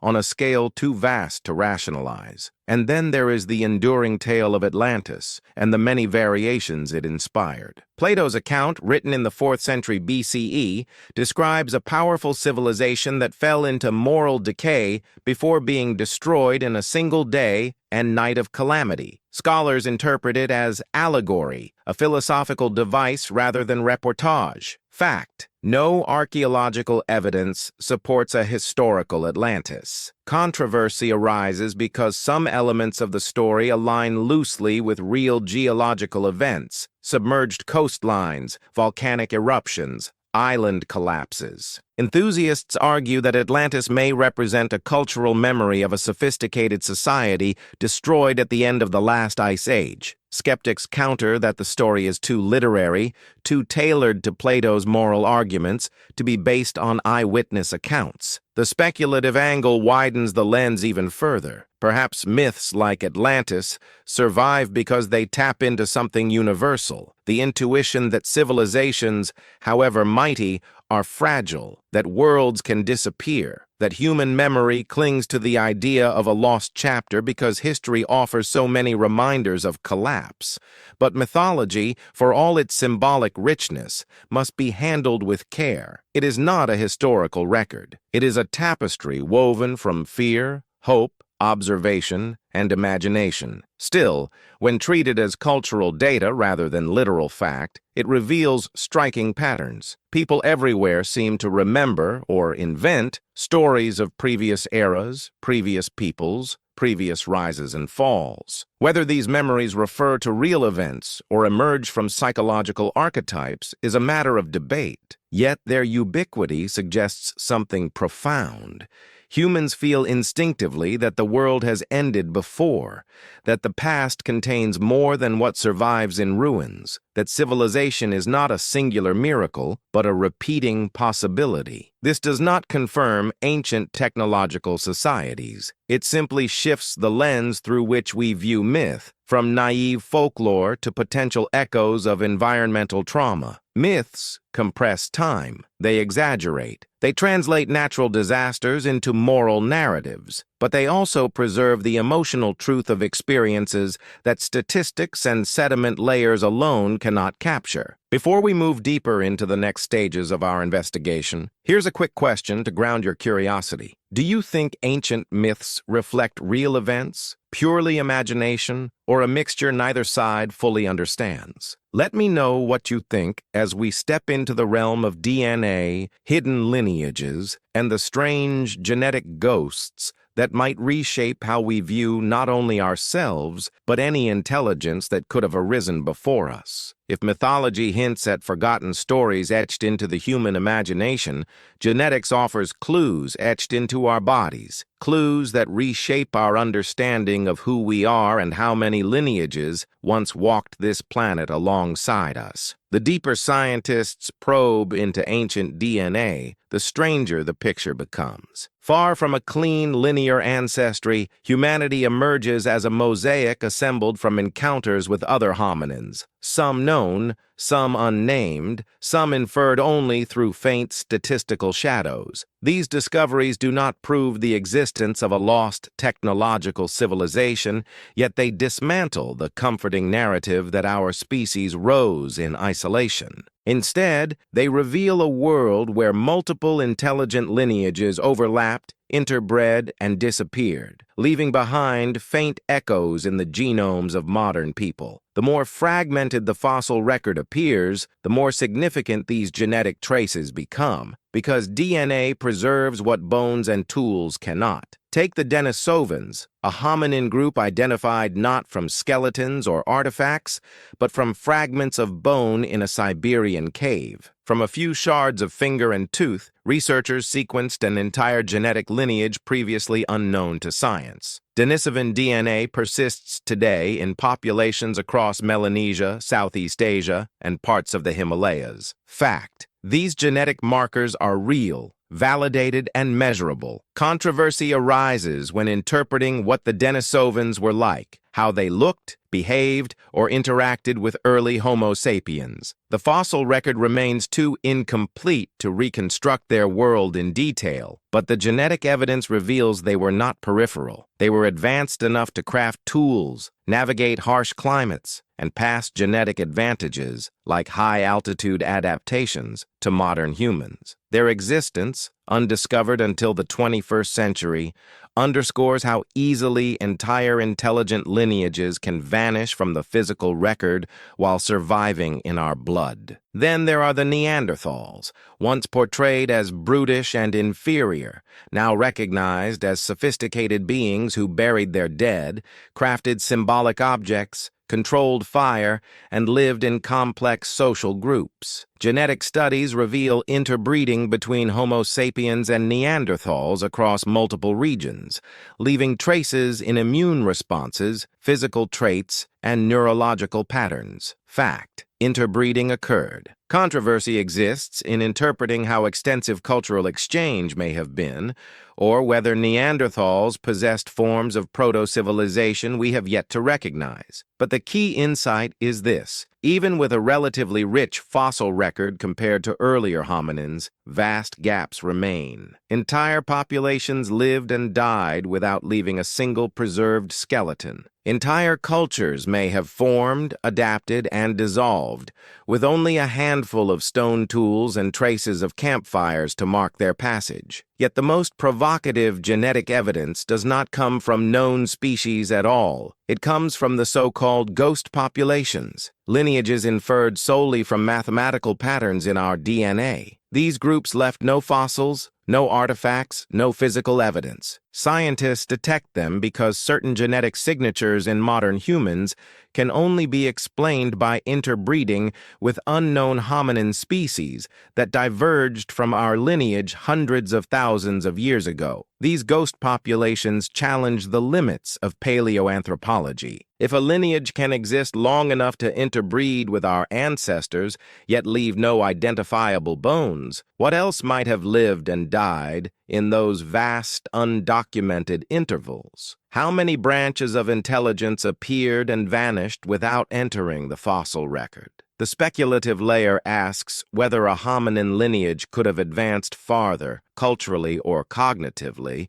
than the fossil record suggests, only to be erased by time, climate, or competition. The science does not confirm this, but the absence of evidence no longer feels decisive. The implications stretch beyond ancestry. Intelligence is not singular. It emerges across multiple species under the right pressures. Corvids fashion tools. Octopuses solve problems. Elephants mourn their dead. Neanderthals engineered survival strategies. Denisovans adapted to lethal altitudes. Our species, Homo sapiens, is merely the most recent chapter in a long story of cognitive experimentation across evolutionary time. And if intelligence can appear repeatedly, why assume that technological intelligence could appear only once? Fact: there is no fossil evidence for an ancient technological society, but the genetic record demonstrates that our understanding of hominin diversity is radically incomplete. If multiple human-like species coexisted just hundreds of thousands of years ago, how much more diversity might have existed millions or tens of millions of years before?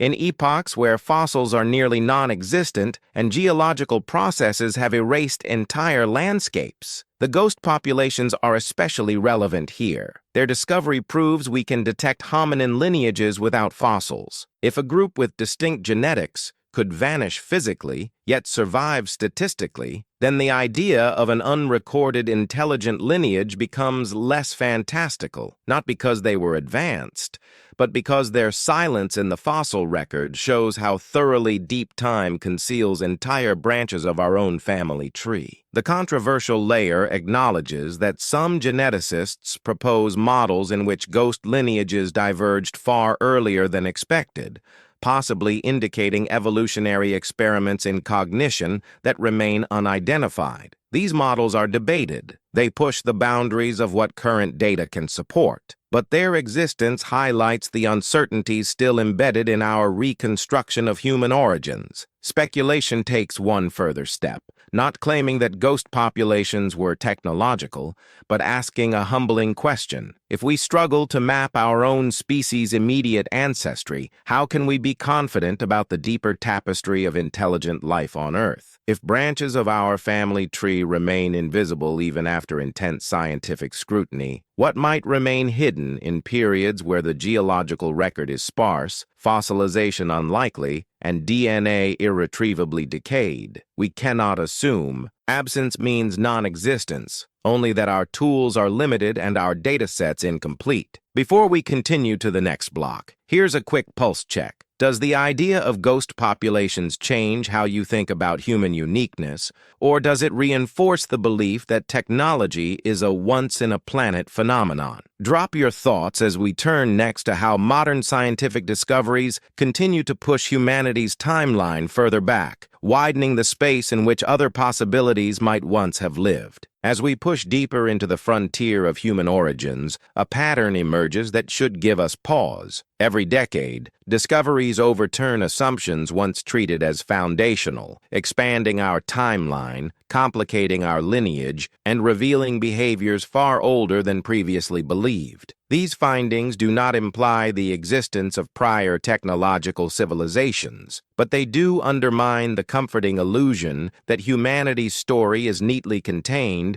within a narrow chronological window. Instead, science increasingly shows that our past is sprawling, tangled, and punctuated by surprises, each one widening the space in which unknown possibilities might once have existed. The more we learn, the more we realize how much we do not yet know. Consider the discoveries of tools predating Homo sapiens and even predating our genus altogether. Stone flakes found in Kenya at sites like Lomekwi 3 are dated to around 3.3 million years ago. Fact: these tools exist. They predate the earliest Homo fossils by hundreds of thousands of years. Initially dismissed as accidental breakage, further analysis revealed deliberate percussion patterns indicating controlled force, coordination, and cognitive planning. This pushes tool-making far deeper into evolutionary time, suggesting that intelligence-related behaviors were not exclusive to Homo sapiens, nor confined to the narrow window once assigned to our ancestry. The controversy lies not in their authenticity, but in interpreting what kind of cognition these tools reflect. Did they represent isolated experimentation, or the early foundation of a broader cultural lineage now completely erased? The speculative layer wonders, if simple tool-making can appear earlier than expected, could more complex forms of innovation have emerged elsewhere, only to vanish under geological forces? Then there is the enigmatic case of Homo naledi, a species with a small brain but astonishingly sophisticated behavior. Deep within the Rising Star Cave system in South Africa, researchers uncovered evidence suggesting deliberate disposal of bodies, potentially even ritualized practices, by a species living around 300,000 years ago. Fact: the remains are real. The context indicates intentional placement. The controversy centers on whether these behaviors truly reflect symbolic thought or whether simpler explanations can account for the pattern. Yet even conservative interpretations concede that Naledi did something unexpected, challenging the assumption that only large-brained hominins engaged in structured treatment of the dead. When paired with evidence of possible engraving marks on cave surfaces near Naledi remains, the picture grows stranger. It suggests behavioral complexity emerging independently across multiple hominin species, further blurring the line between us and them. Footprints add to the unfolding complexity. In several locations, including Crete, the United States, and Mexico, tracks have surfaced that predate previously accepted timelines for human or hominin presence in those areas. Each discovery undergoes intense scrutiny. Dating methods are analyzed. Geological contexts are reevaluated. In some cases, initial claims are revised or corrected. In others, the evidence holds. The fact that these footprints exist, some potentially more than 20,000 years older than expected migration timelines, forces reevaluations of how, when, and where early humans or human-like species traveled. The controversy lies in interpretation, not in the footprints themselves. Some may represent early migrations, others may represent different hominin species, some may eventually be reinterpreted through better contextual data. But the pattern across discoveries remains the same. Human presence appears earlier, spreads wider, and takes forms more diverse than previously recognized. Taken together, these findings reveal a clear scientific trend. The more we look, the more the timeline stretches. Behaviors once thought exclusive to modern humans now appear in species with smaller brains or in contexts far older than expected. Archaeological surprises emerge not because researchers seek controversy, but because reality resists the tidy categories we once imposed on it. Our species did not rise in isolation, nor did intelligence appear suddenly. It bloomed in multiple lineages, in multiple regions, at multiple times, intermittently, unpredictably, and often invisibly. This expansion of the timeline matters for our broader inquiry because it widens the imaginative and scientific space in which we consider the possibility of earlier civilizations. Not technological civilizations, not in any confirmed sense, but evolutionary pathways that may have produced cognition in forms we do not yet understand. The fact layer tells us that intelligence has multiple evolutionary footholds. The controversial layer shows that many behaviors traditionally used to define modern humanity are older and more widely distributed than assumed. The speculative layer simply points out the implication. If our understanding of hominin history continues to shift backward, then our confidence in ruling out unknown, long-erased experiments in cognition grows proportionally weaker. Science does not move backward because of speculation.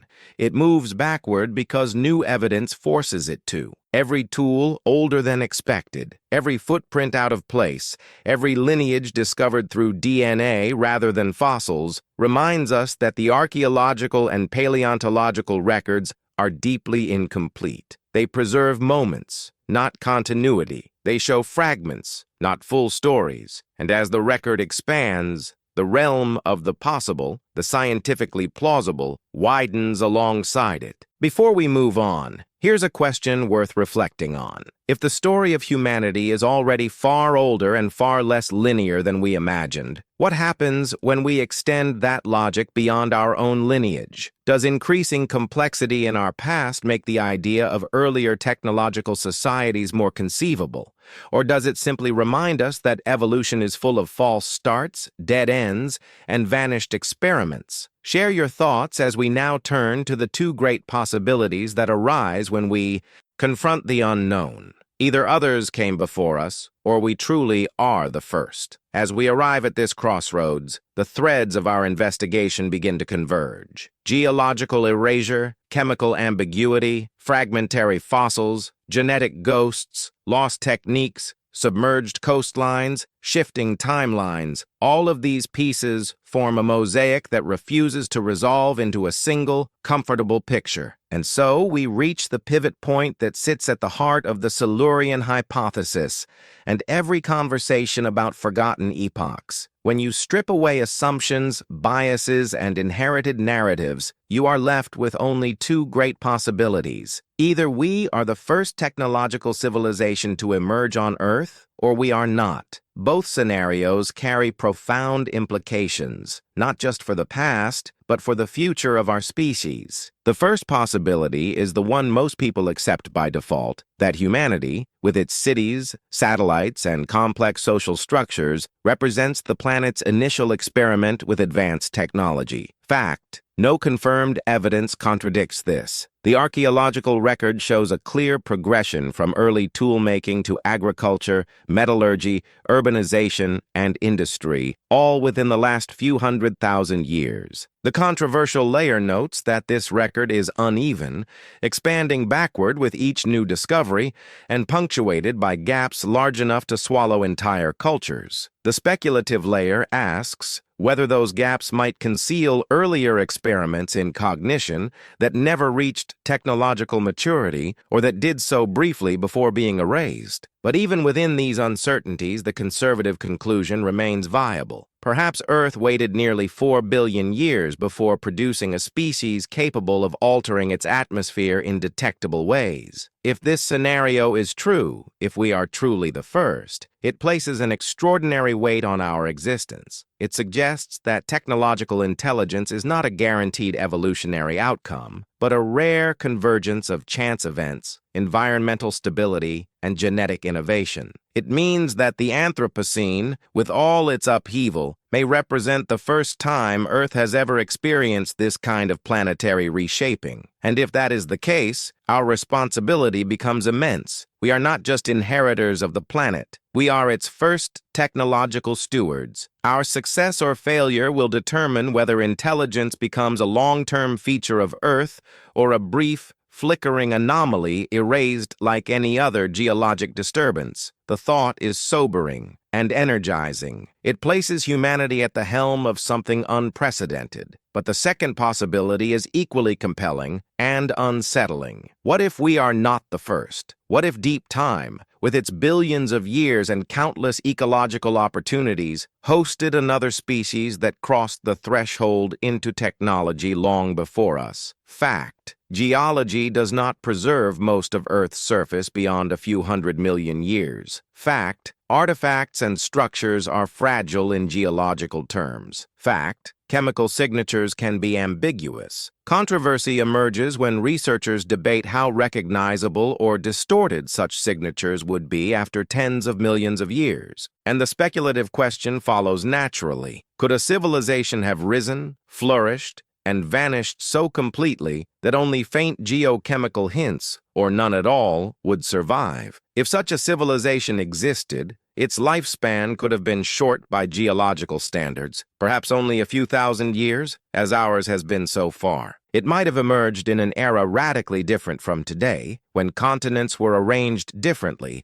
climates followed unfamiliar rhythms, and dominant life forms bore little resemblance to anything alive now. Its structures, tools, and biological remnants would almost certainly have been destroyed by tectonics, erosion, and metamorphism. Its chemical markers might have blurred into natural carbon spikes or geological anomalies we currently attribute to volcanism or climate cycles. And its story, like so many chapters in Earth's long history, would have been swallowed and rewritten by the ceaseless turning of the planet's crust. The implications of this second possibility are profound. It would mean that technological intelligence is not a one-time event, but part of a larger repeating pattern, an emergent property of complexity under certain environmental conditions. It would suggest that civilization is not a fragile miracle, but a phenomenon that arises when life explores enough cognitive territory for long enough. Yet it would also imply that technological civilizations are vulnerable. They may rise and fall without leaving recognizable traces, their triumphs reduced to chemical ghosts in the rock. If others came before us, their fate becomes a warning. Technology does not guarantee longevity. Intelligence does not guarantee survival. Civilizations can collapse so thoroughly that even the planet itself forgets them. Between these two possibilities stretches the full emotional spectrum of our inquiry. If we are first, our responsibility is unprecedented. If we are not, our vulnerability is undeniable. In one scenario, we are pioneers. In the other, we are inheritors of a pattern we may be destined to repeat. The factual evidence cannot yet distinguish between these outcomes. The controversial data points complicate the picture, but do not resolve it. The speculative imagination offers frameworks, not answers. And so we are left with a question that is less scientific and more philosophical. Which of these possibilities humbles us more? The idea that humanity is a cosmic rarity, entrusted with a role no species has ever held, or the idea that we are one in a lineage of civilizations, each rising briefly before succumbing to planetary forces indifferent to intelligence? Both interpretations lead us toward the same destination, an urgent awareness of fragility. Because whether we are the first or merely the latest, our future depends on whether we can avoid the pitfalls that erased so much of Earth's history before us. Now it is time to face that risk directly, because the patterns we see written in deep time may not just describe the past, but foreshadow our own trajectory. If the two great possibilities force us to confront what might have come before, the next step is to confront what may come next. Because whether humanity is the first technological civilization on Earth or merely the most recent, the pressures we now face echo patterns etched across planetary history, patterns of rapid change, destabilization, and collapse. The rock record may not preserve cities or machines, but it preserves consequences: spikes in temperature, abrupt shifts in atmospheric chemistry, ocean acidification, mass extinction pulses, layers that tell stories of ecosystems stretched past their limits. When we look at our present moment through this lens, a sobering realization emerges. The signatures we are creating today resemble the precursors of ancient catastrophes, whether natural or potentially industrial. And if earlier civilizations ever existed, they would have faced the same precipice, a moment when technological power collided with planetary boundaries. The clearest parallel lies in climate. Human-driven warming is accelerating at a rate unprecedented in the last 66 million years. Fact: atmospheric CO2 levels have surged beyond anything seen in the entire span of human evolution. Fact: oceans are acidifying, ice sheets are destabilizing, and weather extremes are increasing. Controversy emerges around the scale and timing of specific impacts, but not around the direction of change. And the speculative layer asks whether any prior civilization, if it existed, might have faced a similar crisis, leaving behind chemical distortions now blurred into events like the PETM or other carbon shocks. Even if no ancient society ever burned fossil fuels, the geochemical resemblance raises a haunting point. Civilizations, natural or technological, can trigger feedback loops that planets are slow to forgive. Nuclear risk presents another parallel, though with a signature far sharper than carbon. Humanity has weaponry capable of reshaping the biosphere in hours rather than centuries. Fact: nuclear detonations leave isotopic fingerprints that persist for tens of thousands of years and decay toward background levels over millions. Controversy centers on how recognizable these signatures would remain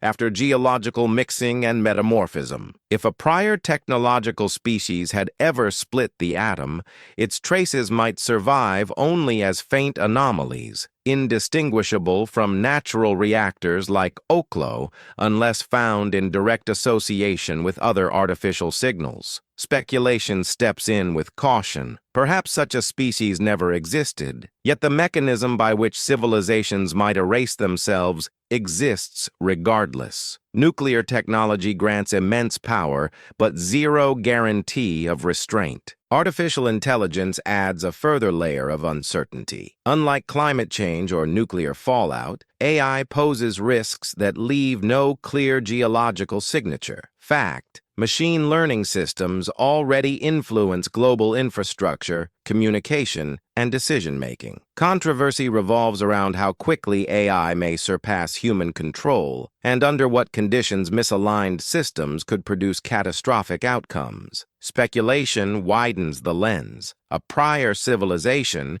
if it existed, may have developed technologies whose failure modes leave no geochemical trace. Their collapse, in that case, would be archaeologically invisible, not because it lacked consequence, but because its mechanisms differed from ours. The absence of evidence for ancient AI does not weaken the analogy. It emphasizes how easily technological risks can evade the rock record. Resource depletion rounds out the pattern. Civilizations rise by concentrating energy, and they fall when their energy systems falter. Fact: humanity's demand for minerals, fossil fuels, and rare earth elements cannot scale indefinitely on a finite planet. Controversy surrounds how quickly shortages will appear and how effectively renewable systems can compensate. Yet geology shows that ecosystems collapse when key resources become scarce, regardless of whether the species in question wields stone tools or satellites. The speculative layer imagines how a prior civilization, if it existed, might have exhausted its own resource base, triggering social, economic, and ecological spirals that ended in collapse. No trace of their consumption would remain. Depletion is a ghostly force, one that leaves consequences but not monuments. When these risks intersect, their combined pressure resembles what geologists call a state shift, a point at which gradual change gives way to abrupt transformation. Earth's history is punctuated by such shifts, and they rarely favor the dominant species of their time. If earlier civilizations attempted to navigate similar cliffs, the planet's response would have been the same as it is now: indifferent. Earth does not negotiate. It does not punish. It does not forgive. It simply reacts according to physics, chemistry, and time. And when the dust settles, it begins the slow process of erasing whatever came before, burying evidence under sediments, grinding memory into metamorphic layers, reducing entire eras to thin geochemical lines only faintly visible to future species. This perspective reframes the question of ancient civilizations. The issue is not merely whether others existed, it is whether their fate mirrors the trajectory we are now following. Deep time tells a consistent story. Complexity rises, systems strain, thresholds break, and the planet resets, sometimes gradually, sometimes violently. If technological societies are part of this rhythm, then the possibility of predecessors is less a matter of science fiction and more a matter of statistical humility. We may not be unique. We may simply be the only ones left. Before moving forward, reflect on this. Whatever the truth of Earth's hidden past, our present choices will determine whether intelligence remains a fleeting anomaly or becomes a stable feature of planetary history. And that realization guides us into the next block, toward curiosity, skepticism, and the responsibility to question everything we think we know without surrendering to either cynicism or fantasy. If there is one thread running through this entire investigation, it is that certainty is a luxury the Earth rarely grants us. The deeper we look into deep time, the more obvious it becomes that history is not a straight line, but a broken mosaic, missing most of its tiles. And yet, within those gaps lies something powerful. Not fear, not dogma, but curiosity. Curiosity is the bridge between what we know and what we dare to consider. It is the only tool capable of navigating the tension between established science and the vast unknown. And in this penultimate block, that curiosity becomes an invitation, not to believe blindly, but to think more clearly, more critically, and more expansively about the world we inhabit. The lost civilization hypothesis is not a claim about Atlantis or forgotten empires with shining towers. It is a thought experiment rooted in humility. Fact: Earth is more than 4 billion years old. Fact: complex life has existed for hundreds of millions of years. Fact: intelligence evolves in multiple lineages, not just one. Fact: the geological record preserves only a tiny fraction of what has ever lived, built, or perished. These facts do not prove that civilizations rose and fell before us, but they do reveal a simple truth. The absence of evidence is often an artifact of erasure, not a verdict against possibility. When scientists investigate chemical anomalies, abrupt climate events, or unexplained ecological shifts, they do so not to confirm ancient cultures, but to understand how worlds change and how easily complexity can vanish. Controversy enters when interpretations stretch too far ahead of evidence. Enthusiasts sometimes treat anomalies as proof, while skeptics sometimes treat gaps as certainty. Both positions oversimplify a reality that is far more nuanced. The responsible approach lives in the middle. It acknowledges what we know and what we don't. It recognizes that natural processes can mimic artificial signatures, but also that artificial signatures, if they ever existed in the deep past, could easily blur into forms indistinguishable from natural ones. It accepts that artifacts without context cannot reshape history, but also that missing context does not mean history is complete. And this tension, navigated with open-minded rigor, is where true investigation begins. Speculation, when used carefully, helps us explore the boundaries of possibility, not to assert hidden truths, but to illuminate the scale of what we have yet to understand. If ancient societies once rose and fell, their stories would teach us that intelligence is not a final destination, but a fragile phase, vulnerable to planetary forces and internal missteps. If we are the first, then our responsibility is unprecedented, and the planet is handing us a test no species has ever taken before. In both scenarios, the lesson is identical. Civilization is not guaranteed. It is earned, sustained, and defended, scientifically, ethically, environmentally, and philosophically. This is why curiosity matters. Not the credulous curiosity that accepts every fringe claim, nor the cynical curiosity that dismisses mystery as ignorance, but the disciplined curiosity that drives science itself, the willingness to ask, "What if?" The humility to follow evidence where it leads, even when it leads into darkness. The courage to admit uncertainty rather than hide behind false certainty. And above all, the commitment to think for ourselves, to evaluate claims, examine data, and recognize the difference between what is known, what is debated, and what remains open. So as we approach the final block, this is the moment to reflect on the value of critical thinking. You don't have to accept every hypothesis. You don't have to reject every anomaly. You don't have to choose between skepticism and wonder. You can hold both. Because the truth is rarely found at the extremes. It lives in the space between them, where questions spark insight and humility guides exploration. If this journey has done its job, it has not convinced you of anything except this: the world is far stranger, older, and more layered than the simplified story we often inherit. Whether earlier civilizations existed or not, the possibility invites us to think bigger about our place in time.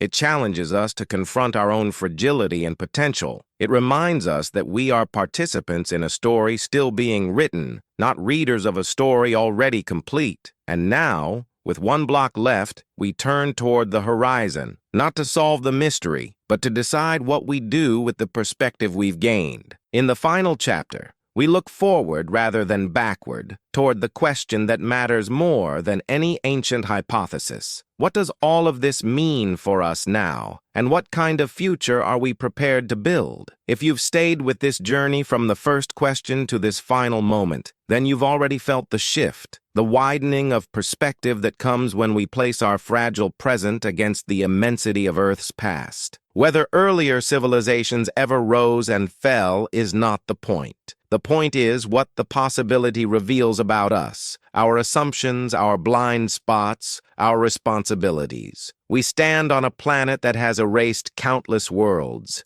reshaped its surface again and again, and carried life through cycles of creation and destruction beyond anything our species has ever witnessed. Against that timeline, humanity is a spark, a sudden flare of intelligence in a universe that rarely grants such gifts. And the question we now face is not, were we the first? But, will we last long enough to matter? If we are truly alone as Earth's first technological species, then we are the stewards of something unprecedented. No lineage before us controlled energy the way we do, altered the atmosphere the way we do, or fused the planetary and the digital into a single system the way we have. That means our failures would be entirely our own. Our collapse, if it ever comes, would not echo a previous pattern, but set one, and deep time would erase us just as easily as it erased ecosystems, mountains, oceans, and uncountable species before. Our ruins would dissolve, our machines would crumble, our satellites would fall, and in 10 million years, our story would shrink to a thin line of carbon, a whisper of radioisotopes, a few scattered chemical ghosts in the rock. The Earth would move on, unburdened. But if we are not the first, if others rose and fell long before humanity, then our task becomes even heavier. It means civilization is not a singular miracle, but a repeating risk. It means intelligence is not destiny, but an experiment, one that nature may allow only briefly before reclaiming the world.